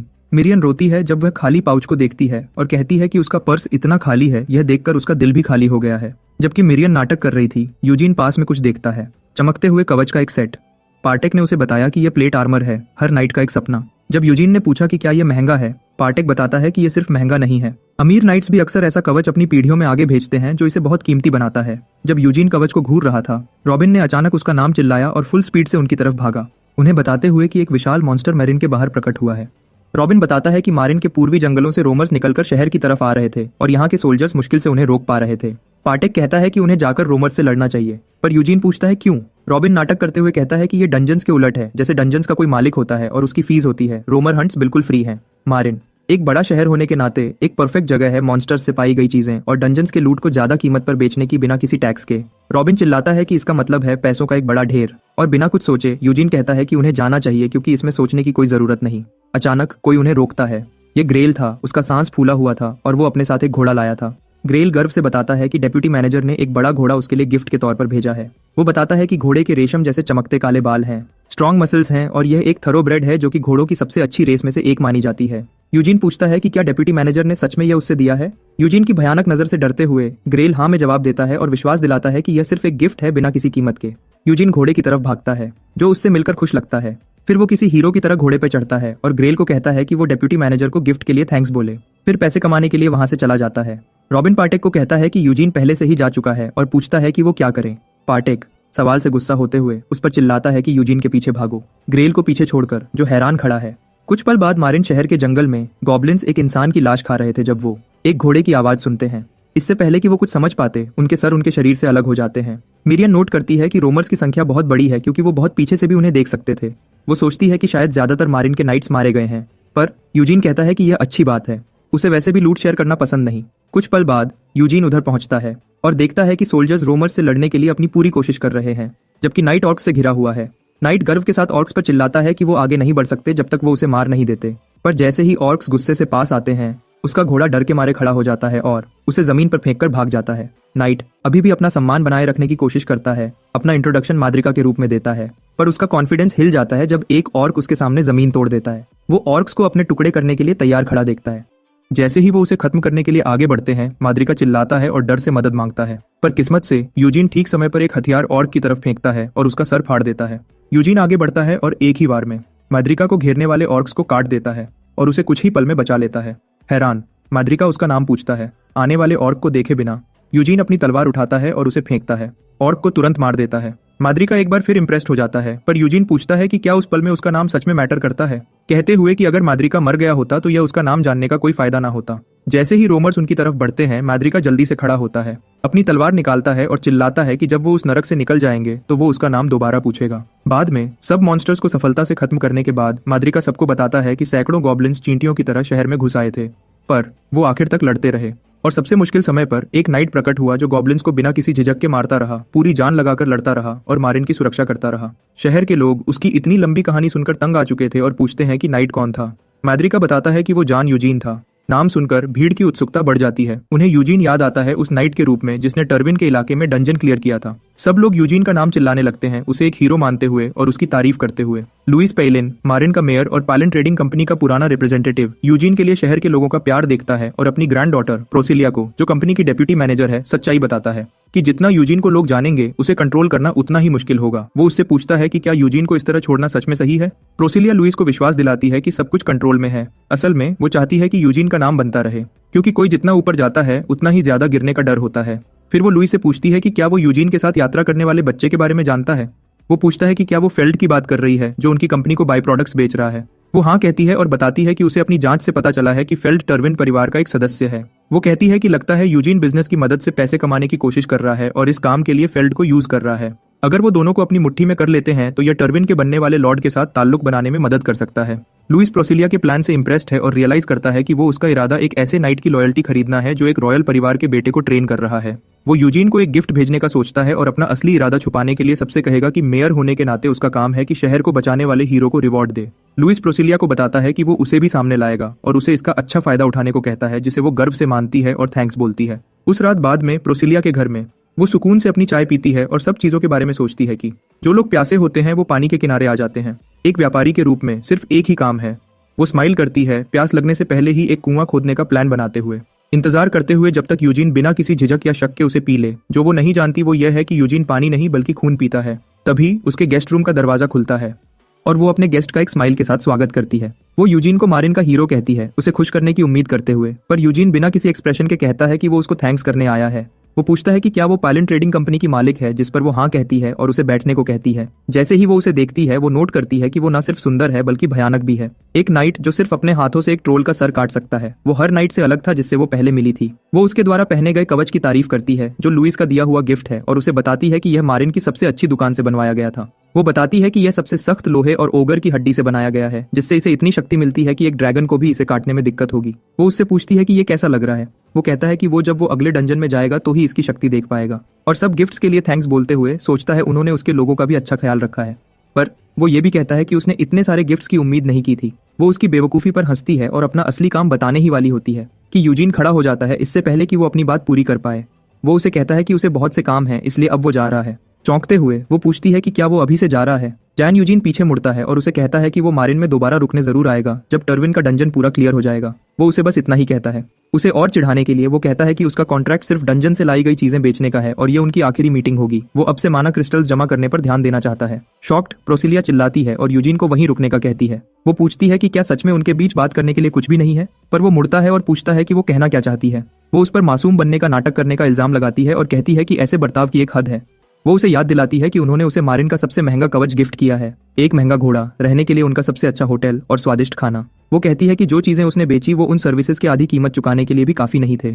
वो पूछती है कि क्या वो सच में ऐसा बर्ताव करने वाला है कि जैसे उसे एक भी चीज की कीमत नहीं पता जो उसे दी गई है। वो ये भी कहती है कि उसे अब तक एक नाइट होने के नाते उसे सीख लेना चाहिए था कि दुनिया में कुछ भी फ्री नहीं आता। आखिर में वो उसे एक्सपोज करने की चिताती देती है, कहते हुए कि अगर वो उनकी कीमत चुकाने से मना करता है तो मारिन के लोग जो उसे पसंद करते हैं जान लेंगे कि वो सिर्फ एक घमंडी नाइट से ज्यादा कुछ नहीं है जिसे सम्मान का कुछ नहीं पता। ये उसे गुस्सा दिला देता है। यूजीन पहले कुछ नहीं बोलता पर फिर स्माइल करता है और कहता है कि ये सब बेकार है। वो उसे याद दिलाता है कि उसने उनकी पहली मीटिंग में उसे बताया था कि वो सब गिफ्ट्स फ्री हैं और उन्होंने अपनी मर्जी से उसे दिए हैं, फिर भी अब वो उन गिफ्ट्स की कीमत चुकाने का कह रही है। फिर वो उसे घूरता है और पूछता है कि क्या एक बेकार व्यापारी उसे डराने की कोशिश कर रही है। प्रोसिलिया के लोग डर जाते हैं जबकि यूजीन के बंदे खुश लगते हैं। वो उसके पास आता है और उसे कहता है कि उसने उसे गलत समझ लिया है। वो उसे एक बार फिर बताता है कि उसने पहले से ही पेलिन ट्रेडिंग कंपनी के साथ बिलमोर की मदद से एक कॉन्ट्रैक्ट किया है और जब तक वो शांति से उसकी चीजें खरीदती रहती है उसे कोई फर्क नहीं पड़ता कि मारिन के लोग उसके बारे में क्या कहते हैं। उसके और पास आते हुए वो उसे चेतावनी देता है कि जैसे उसने खुद कहा, हर चीज की एक कीमत है, तो अगर वो अपना मुंह चलाती रही उसे जल्दी ही पता चलेगा कि कीमत चुकाना किसे कहते हैं। एक बार फिर मुड़कर वो कहता है कि बाहर से ये सिर्फ ऐसा दिखता है जैसे वो अपने ही शहर के लोगों को धोखा दे रहे हैं, एक ऐसे नाइट से बुरा बर्ताव करके जिसने उनके शहर को बचाया है। वो उसे चेतावनी देता है कि अगर चीजें ऐसे ही चलती रही तो अगली किसी समस्या में एक भी नाइट उनके शहर को बचाने के लिए नहीं आएगा। यूजीन के निकलने के बाद रॉबिन और पार्टेक उसके साथ चले जाते हैं, पर जाने से पहले पार्टेक प्रोसिलिया की तरफ मुड़ता है और कहता है कि यह सच में बहुत बुरा है। वो कहता है कि अगर उसका बर्ताव अच्छा होता तो वो सच में एक अच्छा रिलेशन बना सकते थे।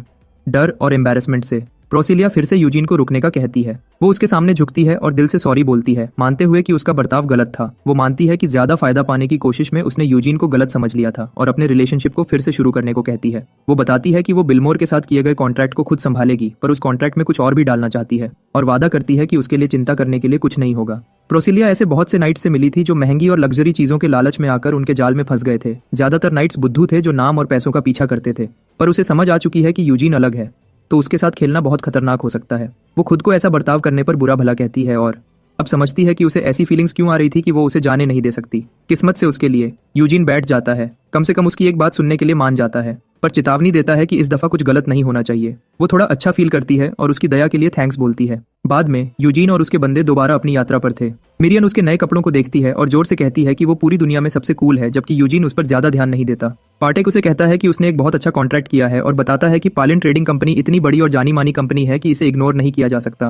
पार्टेक ये भी कहता है कि पालिन के पूरे साम्राज्य में 100 ब्रांचेस हैं, जबकि मारिन में उनकी मेन कंपनी है और वो साथ ही उन नोबल्स के परिवारों के साथ बिजनेस करते हैं जिनके पास काफी पैसा होता है, जैसे टुर्विन परिवार। पार्टेक उसे बताता है कि पालिन लाखों डंजन और भूल भुलैया लेने देने में बहुत सावधान रहती है। उस लेवल पर यह शायद एक नोबल परिवार से अपॉइंटमेंट लेने से भी ज्यादा फायदा दे सकता है। पार्टेक फिर यूजीन की बात करने की शानदार स्किल्स की तारीफ करता है, पर यूजीन मानता है कि उसने वो चीजें सिर्फ इसलिए कही थी क्योंकि वो गुस्से में था। अचानक वो किसी को पूछते सुनते हैं कि क्या सिर्फ एक महंगा कवच पहन लेने से कोई नाइट बन जाता है, और एक टकला आदमी यूजीन को चिढ़ाता है कि उसके पास सिर्फ सुंदरता ही है और वो अच्छे से तलवार भी नहीं चला सकता। मिरियन गुस्सा है, पर यूजीन इग्नोर करता है। कमारा फिर उनसे मिलने आता है और यूजीन अपने घोड़े से उतर जाता है, पूछते हुए कि क्या वो उसे लॉर्ड टर्विन बुलाए। कमारा उसे कहता है कि वो जिस नाम से चाहे उसे बुला सकता है और कहता है कि यूजीन काफी बदल गया है। यूजीन वहाँ के हालात के बारे में पूछता है और कमारा बताता कि बदलने के बजाय वर्थेल ने दोबारा से नए बंदे हायर कर लिए हैं, पर कुछ गलत है। यूजीन पूछता है कि उसका क्या मतलब है और कमारा उसे उन सोल्जर्स के बारे में याद दिलाता है जो ब्लैक वुल्फ्स द्वारा मार दिए गए थे, क्योंकि वो असल में एक बेकार ग्रुप था। किसी वजह से जो सोल्जर्स वर्थाल इस बार लाया है वो वैसी ही फीलिंग देते हैं। कमारा फिर उसे बताता है कि वो डंजन में जाने वाली पार्टी के कमांडर बनेगा। टकला आदमी ये बात सुनकर गुस्से में आ जाता है और पूछता है कि अगर यूजीन डंजन में मर जाता है तो क्या वो कमांडर बन सकता है, जो उसके ग्रुप को हंसाता है और कमारा को गुस्सा दिलाता है। वो आदमी कहता है कि ये कुछ ऐसा नहीं था जो वो सच में कहना चाहता था, पर एक डंजन कोई पिकनिक नहीं है। वो बताता है कि डंजन में इंसान की जान एक चींटी की तरह सस्ती है और उन्हें हर किस्म के हालात के लिए तैयार रहना होगा। स्माइल करते हुए वो यूजीन की तरफ देखता है और कहता है कि वो उस पर नजर रखेगा। यूजीन शांति से जवाब देता है कि यह कोई बुरा आइडिया नहीं है, अगर वो मर गया तो टकला आदमी कमांडर बन सकता है। फिर वो अनाउंस करता है कि उन्हें अब डंजन के अंदर जाना चाहिए और वो सब एक साथ आगे बढ़ेंगे। मिरियन उस टकले पर गुस्सा होती है और यूजीन उसे विश्वास दिलाता है कि वो उसको पहले से जानता है। यह साफ तौर पर वर्थल की चालों में से एक थी। वो डंजन के अंदर सोल्जर्स के हाथों यूजीन को मरवाना चाहता है। यूजीन और उसके सोल्जर्स पहले डंजन में जाते हैं और उनके पीछे वो नए सोल्जर्स जाते हैं। यूजीन को ऐसा लगता है कि इस बार डंजन में बहुत मजा आने वाला है। कुछ पल बाद यूजीन डंजन में रोमर्स को मारने में बिजी है, उनकी लाशों का एकदम साफाई से ढेर लगाते हुए। वो बिना किसी दिक्कत के लड़ता है, जबकि टकले आदमी को समझ आती है कि यूजीन के बारे में उसने जो भी सुना वो झूठ नहीं था। यूजीन सामने खड़ा अकेले ही 100 आदमियों का काम संभाल रहा है, जबकि बाकी सोल्जर्स बस खड़े हैं और देख रहे हैं। टकले आदमी के लिए यूजीन एक शक्तिशाली दीवार की तरह था, उनके सामने एक विशाल सुरक्षा कवच जैसा। वो अपनी तलवार जोर से पकड़ता है, एक चांस का इंतजार करते हुए, बस एक चांस ताकि उसकी जहर वाली तलवार यूजीन को खत्म कर सके। यूजीन फिर सबको बताता है कि आगे वो इलाका है जहां सिर्फ मिड रैंक मॉन्स्टर्स पाए जाते हैं और उस जगह पर वो अब उनकी जान की गारंटी नहीं दे सकता। सिर्फ वो जो अपनी जान दांव पे लगाने के लिए तैयार है उसके साथ चले। वो खास तौर पर टकले आदमी और उसके बंदों को ये बात कहता है कि जो आखिरी सांस तक लड़ सकते हैं आगे बढ़ें। टकला आदमी गर्व से कहता है कि अगर यूजीन जा रहा है तो वो भी जा रहे हैं, विश्वास करते हुए कि यह उनका चांस है। रॉबिन भी उसके साथ जाने का सोचता है, पर पार्टेक उसे रोकता है और यूजीन को कहता है कि वो थोड़ी देर इंतजार करेंगे। रॉबिन कंफ्यूज्ड है और पार्टेक बताता है कि यूजीन के दिमाग में एक अलग प्लान है। डंजन की गहराई में यूजीन याद करता है कि आखिरी दफा जब वो गैल्फ्रेडिक के साथ आया था, यूजीन को उसके बिना थोड़ा बोरिंग लग रहा है। आगे बढ़ते हुए यूजीन सोचता है कि भले ही उसने गाल्फ्रेडिक को सिर्फ ऊपर ऊपर से जांचा था, वो बता सकता था कि वो एक बहुत अच्छा लीडर था। ऐसा लीडर जो जानता था कि किस समय पर क्या करना है और कब खुद आगे बढ़कर सबसे खतरनाक रोल्स लेने हैं। गाल्फ्रेडिक के साथ वो इस डंजन को सुरक्षा के साथ क्लियर कर सकते थे, चाहे कुछ अनजान सोल्जर्स भी साथ हों। उत्सुक वो सोचता है कि इन हालात में गाल्फ्रेडिक क्या करता। फिर मुड़कर देखता है कि टकला और उसके बंदे अपने हथियार लिए उसे मारने के लिए तैयार खड़े हैं। यूजीन खुश है कि उन्होंने आखिर अपना नाटक बंद कर दिया। वो उन्हें कहता है कि अगर उन्हें मारने की इतनी इच्छा है तो वो खुशी से उनकी इच्छा पूरी करेगा। मिरियन यूजीन के इर्द गिर्द पानी जमा करती है, सबको कंफ्यूज करते हुए। फिर मिरियन हंसती है और पानी की एक तेज लहर बनाती है, उनकी सारी टॉर्चेस को बुझाते हुए। जैसे ही हर जगह अंधेरा फैलता है, सब बुरी तरह डर जाते हैं। कुछ विश्वास नहीं कर सकते कि यूजीन को मैजिक आता है। टकला आदमी अपने ग्रुप को शांत करने की कोशिश करता है और उन्हें कहता है कि अपने टॉर्चेस दोबारा से लगाएं। उन लाल जानलेवा आंखों से अनजान जो उन्हें घूर रही है, एक एक करके वो सब मार दिए जाते हैं। काले अंधेरे में वो सिर्फ अपने साथियों की चीखें सुन सकते हैं। चाहे वो कितनी ही कोशिश कर लें, वो अपनी जान बचाने के लिए कुछ नहीं कर सकते और वो ऐसे ही अपनी जान गंवा देते हैं। 1 मिनट तक चिल्लाने और कोशिश के बाद टकला आदमी आखिर 2 पत्थरों से चिंगारी निकालने में सफल हो जाता है। वो उन्हें गाली देता है, आग लगाने के लिए उत्सुक, पर इससे पहले कि वो कुछ करे, वो नोटिस करता है कि चीखों की आवाज बंद हो गई है। इस सन्नाटे से उसका पसीना छूट जाता है। अचानक वो किसी के चलने की आवाज सुनता है। यूजीन उससे पूछता है कि क्या उसे आग चाहिए। फिर यूजीन टकले आदमी के हाथ से पत्थर लेता है और आग जलाने में उसकी मदद करता है, उसे कहते हुए कि अगर उसे सांस लेने में दिक्कत हो रही है तो वो मदद करेगा। जैन यूजीन कहता है कि इंसानी आंखों को अंधेरे में देखने में बहुत दिक्कत होती है। जब आग आखिर जलती है, यूजीन पूछता है कि क्या वो अब ज्यादा अच्छे से देख सकता है, क्या वो देख सकता है कि कौन शिकार कर रहा था और कौन शिकार हो रहा था। टकला आदमी अपने सामने एक विशाल मरा हुआ मॉन्स्टर देखता है और अपने पूरे ग्रुप की लाशें भी। वो यूजीन को एक भयानक मॉन्स्टर कहने के अलावा कुछ नहीं कर सकता। यूजीन अपना मुंह खोलता है और उस आदमी का खून पीने के लिए अपने नोकीले दांत उसकी गर्दन में घुसा देता है। बाद में टर्विन कासल में डंजन से वापस आने के बाद कमारा यूजीन से मिलने के लिए दौड़ता हुआ आता है और उसे मीटिंग रूम में पाता है। कमारा, जिसके पीछे वेर्थल भी है, यूजीन से पूछता है कि क्या ये खबर सच है। वर्थाल भी पूछता है कि ये सब अफवाहें किस बारे में है, पर यूजीन सिर्फ जवाब देता है कि वो ये सब करने वाले बंदे से सुन सकते हैं। फिर वो टकले को दोनों भाइयों के सामने फेंक देता है और वेर्थल उसे पहचान लेता है। वो आदमी मानता है कि उसने वेर्थल ट्विन के कहने पर यूजीन को मारने की कोशिश की थी, पर वेर्थल कहता है कि ये हमेशा ऐसी ही बेकार बातें बोलता रहता था और आखिर में इसने अपना दिमाग खो दिया है। कमारा गुस्से में पूछता है कि वेर्थल और क्या क्या करने का सोच रहा है, पर वेर्थल कहता है कि कमारा को ही अपना दिमाग ठीक करने की जरूरत है और उससे पूछता है कि क्या वो सच में किसी पागल की बातों पर विश्वास करता है। वेर्थल फिर टकले आदमी के पास जाता है और उसे कहता है कि वो सही सबको बताए कि क्या हुआ था, पर टकला, जो अभी पूरी तरह यूजीन के कंट्रोल में है, अचानक खिड़की की तरफ भागता है, चिल्लाते हुए कि उसके जैसे कचरे को मर जाना चाहिए। वो खिड़की से बाहर कूद जाता है। कमारा चिल्लाते हुए उसके पीछे जाता है, पर टकला आदमी नीचे एक स्टैचू की तलवार में घुसकर अपनी जान गंवा देता है। वेर्थाल गर्व से कमारा को कहता है कि टकला आदमी सच में पागल हो गया था किसी को एक मॉन्स्टर द्वारा मारते देखकर, और पूछता है कि क्या यह ज्यादा अजीब नहीं है कि यूजीन झूठी अफवाहों से दोनों भाइयों को दुश्मन बनाना चाहता है। पर कमारा कहता है कि जो सच में अजीब है वो यह है कि वेर्थल किसी के मरने पर इतना खुश हो रहा है। वेर्थल ये सुनकर भड़क जाता है। वेर्थल फिर यूजीन पर चिल्लाता है, कहते हुए कि वो अलग नहीं है, और पूछता है कि क्या उसके अंदर नाइट वाला कोई सम्मान नहीं है। वो यूजीन पर उस बंदे को अपने वश में करके झूठ बुलवाने का इल्जाम लगाता है। शांति से यूजीन वेर्थल से पूछता है कि क्या वो सच में एक नाइट होने के नाते दूसरे नाइट के सम्मान को ठेस पहुंचा रहा है। वेर्थल कॉन्फिडेंटली हाँ में जवाब देता है। यूजीन फिर अपनी तलवार निकालता है और वेर्थल की तरफ इशारा करता है, एक फाइट की चेतावनी देते हुए और अपना नाइट होने का सम्मान और नाम दोनों को सच कहते हुए। वेर्थल गुस्से में आ जाता है और यूजीन के गर्व भरे चेहरे को देखकर बिना सोचे चेतावनी मान लेता है। उस समय टर्विन के इलाके में सब लोग उस अफवाह के बारे में बात करते हैं कि वेर्थल ने किसी को मारने का ऑर्डर दिया था। वो गुस्सा थे कि वेर्थल एक के बाद एक समस्या खड़ी कर रहा है। यूजीन और वेर्थल एक दूसरे के सामने खड़े हैं। कैमरा उनका गवाह है। कैमरा बताता है कि क्योंकि दोनों तरफ की बातें बिल्कुल अलग हैं, एक लड़ाई से ही सच का पता चलेगा और उसकी बात को सच माना जाएगा जो जीतेगा, क्योंकि यही उन दोनों की इच्छा है। इसी के साथ वो लड़ाई शुरू करते हैं। वेर्थल पहले अटैक करता है, अपनी तलवार यूजीन पर चलाता है, पर यूजीन उसे आसानी से रोक लेता है। जब वेर्थल दूसरा अटैक करता है, यूजीन उस अटैक को भी रोक लेता है। वेर्थल की कमजोर स्किल से निराश होते हुए यूजीन याद करता है कि कैसे वेर्थल ने पिछली जिंदगी में उसकी जान ली थी और अब वो विश्वास नहीं कर सकता कि उसको मारने वाला शख्स इतना बेकार था। यूजीन वापस अटैक करता है, वेर्थल को अचानक हैरान करते हुए। चाहे वेर्थल अटैक रोकने में सफल हो जाता है, वो ज्यादा देर तक नहीं टिक सकता। आखिर में यूजीन उसकी तलवार उड़ा देता है और वेर्थल जमीन पर गिर जाता है। उसे खत्म करने के बजाय यूजीन उसे कहता है कि अपनी तलवार उठाए। वेर्थल तुरंत मान जाता है। कैमरा चुपचाप देखता है, जानता है कि वेर्थल की तलवार चलाने की कला इतनी बुरी नहीं है। वहां खड़े सब लोग भी ये देख सकते हैं कि यूजीन बहुत ज्यादा शक्तिशाली है। यूजीन फिर अपनी तलवार उठाता है और वेर्थल का हाथ काट देता है। इससे पहले कि वो और कुछ करे, कैमरा चिल्लाता है कि ये काफी है। यूजीन जवाब देता है कि लड़ाई अभी खत्म नहीं हुई और कैमरा को पीछे हटने को कहता है, पर कैमरा पीछे नहीं हटता है। उसे समझाता है कि वो बस खड़े होकर अपने भाई को मरते नहीं देख सकता। क्योंकि वर्थल अब और नहीं लड़ सकता। वो अपनी बात को लड़के सच साबित नहीं कर सकता, जिसका मतलब है कि जीत यूजीन की है। पर वर्थल घमंड में चिल्लाता है कि वो अभी भी लड़ सकता है और वो खुद यूजीन को मार देगा। कैमरा उसे रुकने का ऑर्डर देता है और बताता है कि मैच पहले से ही खत्म हो चुका है। एक नाइट होने के नाते उसे अपनी गलती मान लेनी चाहिए और जेल में अपनी गलतियों को सुधारना चाहिए। पर वर्थल ये नहीं मान सकता। वो कैमरा को धक्का देता है और यूजीन पर अटैक करता है, चिल्लाते हुए कि अगर यूजीन नहीं होता और अगर वो कभी उसकी जिंदगी में नहीं आता तो उसे कभी इतनी अपमान नहीं सहना पड़ता। यूजीन अपनी तलवार उठाता है। इससे पहले कि वर्थल कुछ समझ पाता, वो अब हिल नहीं सकता था। वो अपना कवच जमीन पर पड़े और अपने बड़े भाई को घबराते हुए देखता है। यूजीन उसे कहता है कि उसे वो आखिरी चांस लेना चाहिए था जो उसके भाई ने दिया था। वर्थल का सर जमीन पर पड़ा है, उसके शरीर से अलग। सब चुप खड़े हैं। यूजीन चुपचाप वहां से चला जाता है, कैमरा को अपने बेवकूफ छोटे भाई के लिए रोता हुआ छोड़कर। अगले दिन मैरिन सिटी में यूजीन एक बिल्डिंग के अंदर जा रहा होता है जब मिरियन उससे पूछती है कि क्या उसे बुरा नहीं लगा। यूजीन पूछता कि उसका क्या मतलब है। मिरियन जवाब देती है कि वो टकला पहला बंदा था जिसे उसने अपने जैसा वैम्पायर बनाया था, पर यूजीन ने उसे जबरदस्ती वर्थल के खिलाफ उसे किया और फिर बिना सोचे उसे खत्म कर दिया। यूजीन ने जवाब दिया कि इसमें कुछ बुरा नहीं था, क्योंकि उस टकले आदमी का दिमाग इतना कमजोर था कि वो किसी का पालतू भी नहीं बन सकता था। अगर वो उसे ऐसे ही छोड़ता तो दूसरों को साफ दिख जाता कि वो एक वैम्पायर बन गया है। फिर उसने मिरियन से पूछा कि क्या वो सच में सोचती है कि वो किसी को जिंदा छोड़ेगा जिसने उसको मारने की कोशिश की हो। मिरियन कहती है कि उसके पास सच में दिल नहीं है और उसे याद दिलाया कि एक वैम्पायर को बहुत से सर्वेंट्स बनाना चाहिए, क्योंकि सर्वेंट्स शक्ति की निशानी होते हैं।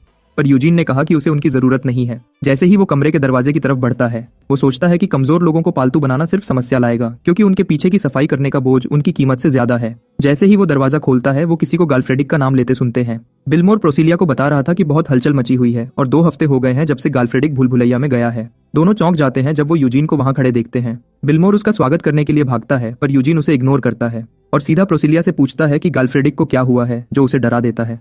कुछ पल बाद यूजीन अपने घोड़े पर पूरी स्पीड से जा रहा है, याद करते हुए कि प्रोसिलिया ने उसे क्या बताया था कि 2 हफ्ते पहले गाल्फ्रेडिक काउंट एवरग्रोव के इलाके में एक भूल भुलैया में मॉन्स्टर्स को मारने गया था और वो तब से वहीं अकेला गायब है। उसने ये भी बताया कि उन्होंने पूरे मिड रैंक मॉन्स्टर वाली जगह को अच्छे से जांचा, पर उसकी किसी भी चीज का कोई निशान नहीं मिला। Phrenic high rank monster zone से वापस नहीं आ पाया था। यह सुनकर यूजीन अपने दोस्त को बचाने के लिए काउंट एवरग्रो की तरफ भागता है। कई दिन बाद वो काउंट एवरग्रो के कासल में पहुंचता है, जहां लॉर्ड उसका अच्छे से स्वागत करता है। लॉर्ड उसे कहता है कि उसने उसके बारे में बहुत सुना है और कहता है कि यूजीन अफवाहों से कहीं ज्यादा जवान और सुंदर है। यूजीन सम्मान से झुकता है और लॉर्ड को इतने अच्छे से स्वागत के लिए थैंक्स बोलता है। एवरग्रो परिवार का सबसे बड़ा बेटा जेविन एवरग्रो कहता है कि हालात बहुत खराब हैं और कहता है कि वो अपने ऑफिस में बातचीत जारी रखें। बैठकर जेविन समझाता है कि गाल्फ्रेडिक ने अपनी इच्छाओं को अपने ऊपर हावी होने दिया। उन्होंने गाल्फ्रेडिक को एक चांस देने का सोचा था अगर वो भूल भुलैया से सफल होकर वापस आता है, पर उन्होंने सोचा नहीं था कि वो भूल भुलैया के हाई लेवल्स में अकेले जाएगा। यूजीन पूछता है कि क्या जेविन कह रहा है कि गाल्फ्रेडिक बिना किसी को बताए वहां गया था, जिस पर जेविन हाँ में जवाब देता है। वो बताता है कि जिस हाई लेवल एरिया में गाल्फ्रेडिक गया था वो एक ऐसा एरिया था जिसे हाउस एवरग्रो 100 सालों से छू तक नहीं पाया था, क्योंकि वहां वो रहता है जिसे भूल भुलैया का मास्टर कहते हैं। यूजीन पूछता है कि भूल भुलैया का मास्टर क्या है और लुगेट्स हाउस एवरग्रो का एक नाइट जवाब देता है कि ये एक ऐसा जीव है जो पूरी भूल भुलैया पर राज करता है। स्माइल करते हुए लुगेट्स कहता है कि गाल्फ्रेडिक नाम बनाने की लालच में अंधा हो गया, बिना सोचे समझे ही आगे बढ़ गया और बहुत लोगों के लिए समस्या खड़ी कर दी। जेविन लुगेटेस का इंट्रोडक्शन देता है उस इंसान के रूप में जो घटना के समय गाल्फ्रेडिक के साथ भूल भुलैया में गया था। लुगेट्स यूजीन को हेलो बोलता है और कहता है कि उनके बीच एक चीज है जो सेम है। वो एवरग्रो टूर्नामेंट का चैंपियन था, जिसका मतलब है कि उसने कभी टूर्नामेंट में गाल्फ्रेडिक को हराया था। यूजीन पूछता है कि क्या यह बात सच में इस समय बताना जरूरी है। जेविन कहता है कि गाल्फ्रेडिक उनके लिए बहुत कीमती है और वो इन हालात के लिए दिल से माफी मांगता है, ये कहते हुए कि जो उसने सुना है यूजीन और गाल्फ्रेडिक के बीच अच्छी दोस्ती है। यूजीन इस बातें से अग्री करता है, जिससे मिरियन चुपके से हंसती है। जेविन यूजीन को विश्वास दिलाता है कि वो गाल्फ्रेडिक के अच्छे दोस्त के रूप में उसकी पूरी मदद करेंगे और उसे बताता है कि पिछले 100 सालों से हर बार जब हाउस एवरग्रो ने हाई लेवल्स की जांच करने की कोशिश की, पूरे ग्रुप्स गायब हो गए। इसलिए जब कोई 1 महीने से ज्यादा गायब रहता है तो वो उन्हें मरा हुआ स्वीकार करते हैं। जेविन फिर पूछता है कि क्या यूजीन समझ गया और उसे बताता है कि गाल्फ्रेडिक 3 हफ्ते से गायब है। अगर वो अगले हफ्ते में उसे नहीं ढूंढ पाए तो कोई उम्मीद नहीं बचेगी। यूजीन तुरंत खड़ा होता है उसकी जांच शुरू के लिए, पर जेविन उसे रोकता है, कहते हुए कि एक भूल भुलैया ऐसी जगह नहीं है जहां कोई ऐसे ही चला जाए। वो उसे कहता है कि 3 दिन में एक पूरा ग्रुप तैयार होगा जिसे लुगेट्स लीड करेगा, और यूजीन को कहता है कि तब तक आराम करे और अपनी थकान दूर करे। उन पर शक करते हुए यूजीन थैंक्स बोलता है। जाने से पहले जेविन उसे बताता है कि उन्होंने अभी अभी एक मेज यानी जादूगर को काम पर रखा है और यह कि मेज को उसकी मदद के लिए साथ भेजा जाएगा। बाद में सड़क पर मिरियन लुगेट्स के बर्ताव से गुस्सा थी। यूजीन को विश्वास है कि गाल्फ्रेडिक चाहे थोड़ा कमजोर दिखता हो, पर वो इतना शक्तिशाली था कि आसानी से गायब नहीं हो सकता। मिरियन लुगेट्स और जेविन दोनों को बुरा भला कहती है, जबकि यूजीन कई अजीब बातें नोटिस करता है। उसे याद आता है कि जाने से पहले गाल्फ्रेडिक ने उसे बताया था कि वो डंजन खोलने का पूरा क्रेडिट लेगा। और इसलिए उसे काउंट ऑफ एवरग्रो से एक अपॉइंटमेंट मिलेगी। गाल्फ्रेडिक ने उसे भी साथ आने और एक अच्छा इंप्रेशन देने को कहा था।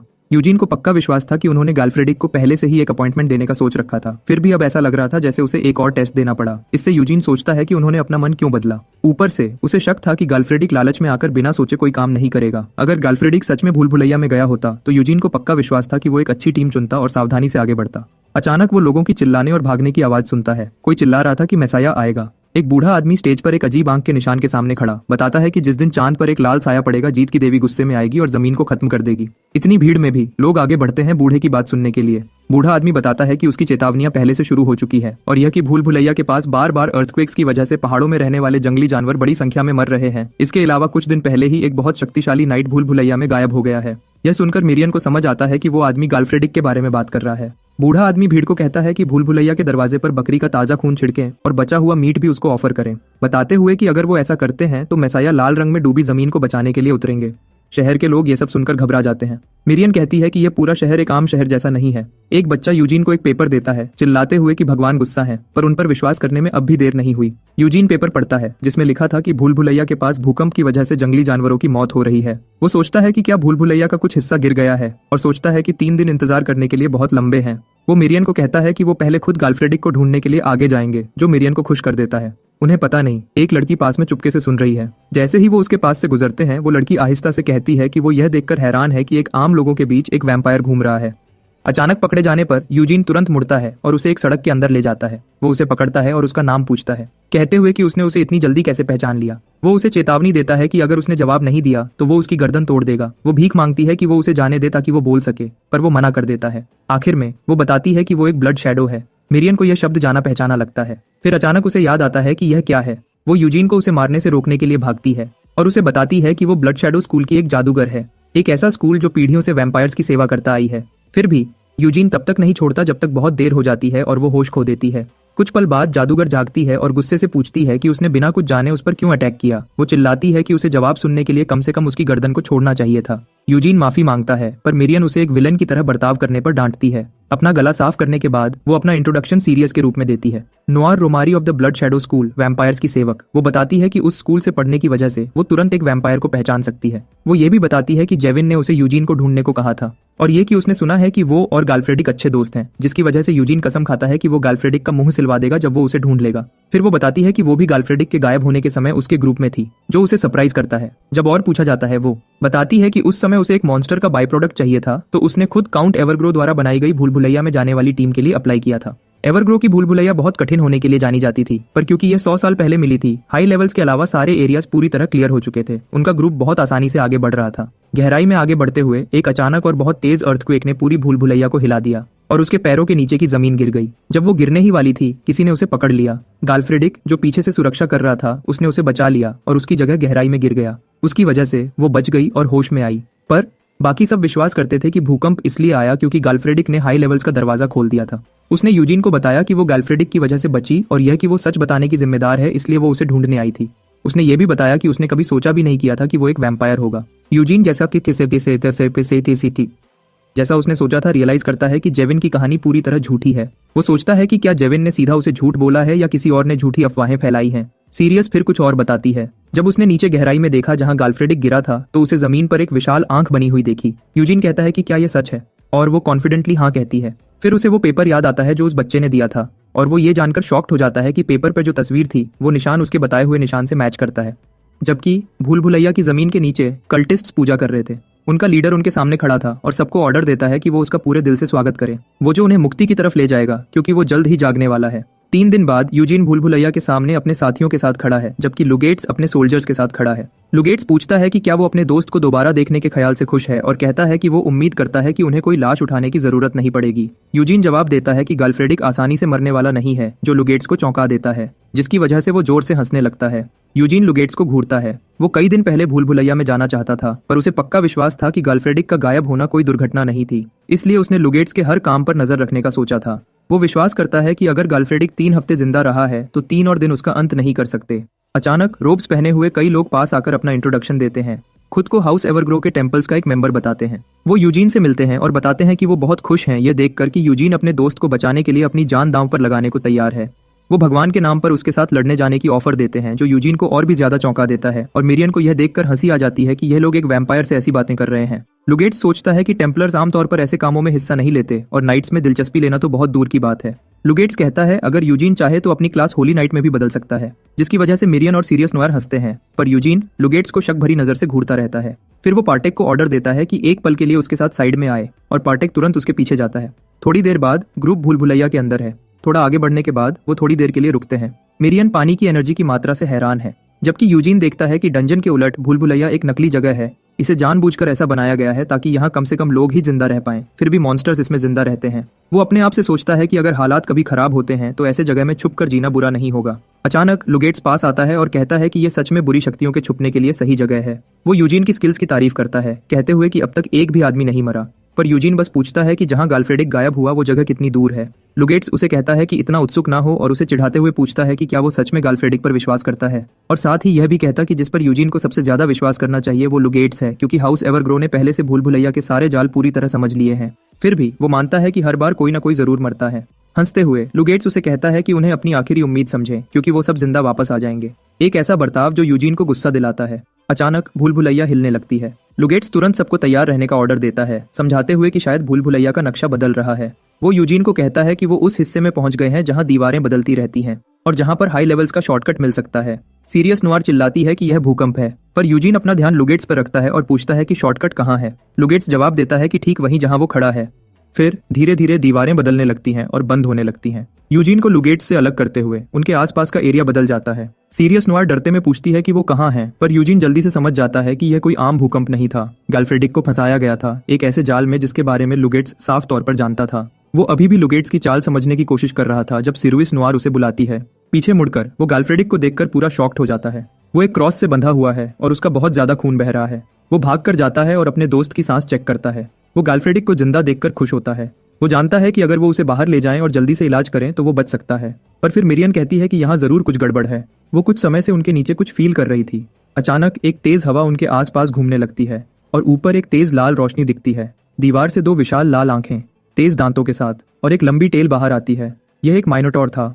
उसका शरीर लाल आग में लिपटा हुआ था। सिरिनोयर अपनी आंखों पर विश्वास न करते हुए पूछती है कि वहां एक माइनोटॉर कैसे हो सकता है, पर यूजीन जल्दी से उसे ऑर्डर देता है कि गाल्फ्रेडिक की सुरक्षा करे। फिर वो मॉन्स्टर की तरफ भागता है, अपनी शक्ति यूज करते हुए पत्थरों पर चढ़कर हवा में कूदता है।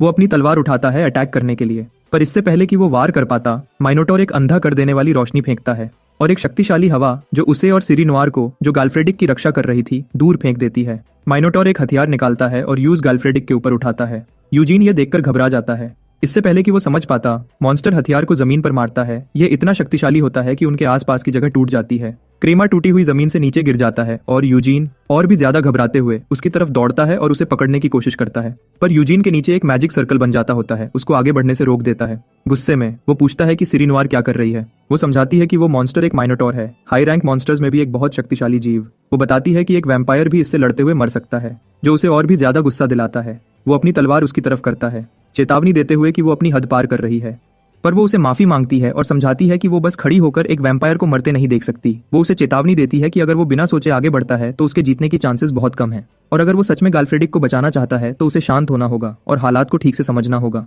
थोड़ा शांत होने के बाद सिरिनोयर बोली कि वो विश्वास नहीं कर सकती कि भूल भुलैया के अंदर एक माइनोटॉर है। एक साइक्लॉप्स भी होता तो ठीक था। जबकि यूजीन सोच रहा था, उनके पीछे की दीवार खुलती है। फिर एक आवाज साइरन नोयर की स्किल्स का मजाक उड़ाती है, हैरान कि वो अर्थ मैजिक भी यूज कर सकती है। यह लुगेट्स था। उसने कहा कि वो मुश्किल से गाल्फ्रेडिक की वजह से बची थी, और यह कि सिरिनोयर एक बेकार मेज है जिसको सिर्फ बातें बनानी आती हैं। यूजीन तुरंत लुगेट्स की गर्दन पकड़ लेता है, गुस्से में कि वो ही था जिसने गाल्फ्रेडिक को ऐसे नर्क में धकेला। लुगेट्स हंसते हुए दोनों हाथ ऊपर उठाता है और समझाता है कि वो सिर्फ यूजीन को गाल्फ्रेडिक के पास इसलिए लाया क्योंकि वो अपने दोस्त को दोबारा देखने के लिए इतना उत्सुक दिख रहा था, पर नोट करता है कि यूजीन अफवाहों से कहीं ज्यादा बदतमीज है। फिर बिना किसी दिक्कत के लुगेट्स यूजीन का हाथ पीछे करता है और अपनी पूरी शक्ति से उसे पकड़ लेता है। यूजीन गुस्से में जल्दी से लुगेट्स का ग्लव उतारता है और देखता है कि उसके हाथ की पिछली तरफ एक अजीब निशान है। सिरिनोयर उस निशान को पहचान लेती है और यूजीन पूछता है कि क्या वो सही सोच रहा है कि लुगेट्स की शक्ति उसकी अपनी नहीं है। सिरिनोयर समझाती है कि वो निशान एक मैजिक फॉर्मूला है जो किसी और की शक्ति पाने के लिए यूज होता है। शुरू में इसे इंसानों के बीच शक्ति ट्रांसफर करने के लिए यूज किया जाता था, पर जब लोग जानवरों की शक्ति छीनने लगे तो इसे पूरी तरह बैन कर दिया गया, जिससे इसे अब कोई यूज नहीं कर सकता। पर लुगेट्स इस बात पर हंस देता है, इसे बेवकूफ़ी कहता है। वो कहता है कि इस स्पेल को ना यूज करना सिर्फ एक बेकार बहाना है जो उन लोगों ने बनाया जो शक्ति पर कंट्रोल रखना चाहते थे। फिर उनके आसपास के रोब्स वाले लोग हर जगह फैलने लगने, जिस पर लुगेट्स कहता है कि यह चुने गए लोग हैं। जब दुनिया में तबाही फैलेगी तो वही भगवान द्वारा जीने के लिए चुने जाएंगे। यूजीन शांति से जवाब देता है कि अब वो समझ गया। लुगेट्स ने गाल्फ्रेडिक को किसी और की शक्ति से हराया, फिर ऐसे नाटक किया जैसे इसको अपनी शक्ति हो। उस पल यूजीन अपनी असली शक्ति दिखाता है, गुस्से से चिल्लाते हुए कि वो लुगेट्स को उसकी असली जगह दिखाएगा। वो लुगेट्स पर अटैक करता है और जब लुगेट्स उसको रोकने की कोशिश करता है, शक्ति की जो लहर आती है वो इतनी तेज है कि सिरिनवार सोचती है कि क्या एक आम वैम्पायर सच में इतना शक्तिशाली कैसे हो सकता है। लुगेट्स अपने हाथ से यूजीन को दूर करता है और रियलाइज करता है कि यूजीन भी अपनी शक्ति छुपा रहा था। लुगेट्स फिर अपना हाथ यूजीन के शरीर में घुसा देता है, कहते हुए कि उसका कोई इरादा नहीं है वापस जाने का। अचानक यूजीन और सिरिनवार के नीचे वाली जमीन गिर जाती है। जैसे ही वो गिरते हैं, लुगेट्स चिल्लाता है कि भूल भुलैया का हर जाल पहले से समझ लिया गया है और कि यूजीन को अच्छे से गिरकर मर जाना चाहिए। यूजीन सिरिनवार के लिए चिल्लाता है, जो जल्दी से एक मैजिक सर्कल बनाती है उन्हें पकड़ने के लिए। यूजीन तुरंत सर्कल को कूदने के लिए यूज करता है और आगे बढ़ता है, इससे पहले कि ऊपर की दीवार बंद हो। वो अपनी तलवार लुगेट्स की तरफ फेंकता है। ब्लेड का आधा हिस्सा उसे घायल करने में सफल होता है। लुगेट्स के चेहरे पर एक घाव लगता है। लुगेट्स शॉक्ड है। उसने सुना था कि यूजीन शक्तिशाली है, पर जो उसने अभी देखा वो उसकी सोच से कहीं आगे था। वो जानता है कि अगर उसने यूजीन का सीधा सामना किया होता तो कभी जीत नहीं सकता है। उस पल वो खुश होता है यह सोचकर कि गाल्फ्रेडिक को मारने के बजाय उसे जाल के तौर पर यूज करना बिल्कुल सही था। वो संतुष्ट है कि आखिरी बलि जल्द चढ़ाई जाएगी। सिरिनवार अपनी पूरी कोशिश करती है और मैजिक सर्कल्स बनाती है उन्हें गिरने से बचाने के लिए। चाहे वो पूरी तरह से एक सर्कल नहीं बना पाई, उसने अपनी उतरने की स्पीड थोड़ी कम कर ली, फिर भी उम्मीद से ज्यादा जोर से जमीन से टकराई। यूजीन दूसरी तरफ अपने पैरों पर खड़ा है। इससे पहले कि वो खड़ी भी हो पाती, वो यूजीन को दौड़ते हुए देखती है और उस पर चिल्लाती है, पूछते हुए कि वो कहाँ जा रहा है। वो उसे इग्नोर करता है और वहां से गायब हो जाता है। कोई और चॉइस ना होने पर वो खुद को उठाती है और जल्दी से यूजीन का पीछा करने के लिए दौड़ती है, खुद से कंप्लेन करते हुए। पर वो सामने का सीन देखकर वहीं जम जाती है। यूजीन गाल्फ्रेडिक को पकड़े खड़ा है। यूजीन उससे पूछता है कि क्या वो उसे बचा सकती है। वो मानती है कि उसे हीलिंग मैजिक कुछ खास नहीं आता, पर यूजीन उस पर दबाव डालता है, कहते हुए कि यह कोई जवाब नहीं है। हार मान के वो चुप हो जाती है और गाल्फ्रेडिक को ठीक करने की अपनी पूरी कोशिश करने की ठानती है। मिरियन फिर यूजीन को कहती है कि उस जगह पर बाहर जाने का कोई रास्ता नहीं है। यूजीन पूछता है कि क्या कोई दीवारें हैं जिन्हें वो तोड़ सकते हैं, पर मिरियन जवाब देती है कि कोई नहीं है। यह जगह भूल भुलैया का सबसे दूर का हिस्सा लगता है, एक बंद कमरा। मिरियन कहती है कि वो पहले ये कहना चाहती थी कि हवा में इतनी वाटर एनर्जी है कि उसने सोचा कि वो कुछ कर सकती है, पर एक वाटर स्पिरिट होने के बावजूद भी वो इसे कंट्रोल नहीं कर सकती, खासकर उस खून की नदी को जो बहुत अजीब दिखती है। यूजीन आसपास देखता है और नोटिस करता है कि दीवारों हर जगह आंख का निशाना बना हुआ है। वो मिरियन से पूछता है कि वो खून को कंट्रोल क्यों नहीं कर सकती, और मिरियन जवाब देती है कि वो सिर्फ मरे हुए लोगों का खून कंट्रोल कर सकती है, जिसका मतलब है कि उस खून का मालिक अभी जिंदा है। अचानक उनके पास का खून उबल उठता है। धीरे धीरे एक मॉन्स्टर पूल से बाहर आता है, वही माइनोटॉर जो पहले आया था। सिरिनवार, जो गाल्फ्रेडिक को ठीक कर रही थी, घबरा जाती है। यूजीन मिरियन को ऑर्डर देता है कि उनके लिए बाहर जाने का एक रास्ता ढूंढे और मिरियन जल्दी से काम में लग जाती है। यूजीन फिर अपनी आधी टूटी तलवार निकालता है और विशाल माइनोटॉर का सामना करता है, पर वो चिंतित है क्योंकि गाल्फ्रेडिक अभी भी हिल नहीं सकता। वो खुद को याद दिलाता है कि वो माइनोटॉर को इस तरह खुला नहीं छोड़ सकता। वो उस जीव पर अटैक करता है और आगे से वो मॉन्स्टर वो बड़ी संख्या में ब्लेड्स एक साथ यूजीन की तरफ फेंकता। यूजीन हर एक से बचने में सफल होता है। माइनोटॉर के पीछे से जाते हुए वो अपनी तलवार उसकी टांगों पर चलाता है, पर उसका अटैक मॉन्स्टर का कुछ नहीं बिगाड़ पाता। यूजीन की तलवार तुरंत टूट जाती है। माइनोटॉर अपना मुंह खोलता है और आग उगलने लगता है। यूजीन मुश्किल से उससे बचता है, पर जब वो आगे से बचने की कोशिश कर रहा होता है तो मॉन्स्टर पीछे से और ब्लेड्स फेंकता है। वो ठीक समय पर उन्हें आते देख लेता है। यूजीन नीचे झुकता है और अटैक से बचने के लिए हवा में कूदता है। वो पास के पिलर्स पर लैंड करता है, सोचते हुए कि एक आम तलवार काम नहीं करेगी। यूजीन फिर अपने शरीर से खून निकालता है और इससे अपनी टूटी तलवार कवर करता है। यूजीन अपने लिए एक नया हथियार बनाने में सफल हो जाता है। अपनी पूरी शक्ति से वो माइनोटॉर की तरफ बढ़ता है और अपने नए हथियार से उसकी पीठ पर अटैक करता है। चाहे अटैक लगता है पर इससे कोई फर्क नहीं पड़ता। इससे पहले कि वो कुछ और कर पाता, माइनोटॉर उसे पकड़ लेता है और आगे की तरफ फेंक देता है। उसे एक दीवार पर दे मारता है। यूजीन बहुत घायल हो जाता है। सिरिनवार सब कुछ देखते हुए गाल्फ्रेडिक को आवाज देती है, उससे भीख मांगते हुए कि वो जाग जाए, उसका दोस्त खतरे में है। जबकि यूजीन फिर से उठता है, दर्द से कराहते हुए। वो सोचता है कि सिरिनवार सही थी, हाई रैंक मॉन्स्टर्स बिल्कुल अलग लेवल के होते हैं। जैसे ही माइनोटॉर एक शक्तिशाली हवा की लहर छोड़ता है और फिर से ब्लेड्स की बारिश करता है, यूजीन दिल ही दिल में घबरा जाता है। ब्लेड्स उसकी तरफ आते हैं और कोई शक्ति ना बचने पर ब्लेड्स उसे हर जगह से घायल कर देते हैं। सिरिनवार डर से चिल्लाती है, पर यूजीन कुछ बोल नहीं पाता। उसके पास वापस लड़ने की शक्ति नहीं बची। जब यूजीन को पिछली लाइफ वाली फीलिंग दोबारा आने लगता है, जब वो अपनी मौत को सामने खड़ा देखता रहा और खुद को बचने के लिए कुछ नहीं कर पाया, वो सोचता है कि अब तक उसे ऐसी फीलिंग्स का आदी हो जाना चाहिए था, पर फिर भी किसी तरह कमजोर होना अभी भी उतना ही दर्द देता है। एक ब्लेड उसके शरीर में घुस जाती है। जैसे ही उसके शरीर से खून बहने लगता है, वो गाल्फ्रेडिक की तरफ देखता है। तभी गाल्फ्रेडिक की आंखें अचानक खुलती हैं। वो यूजीन को अपने सामने मरते देखते कर शॉक्ड है।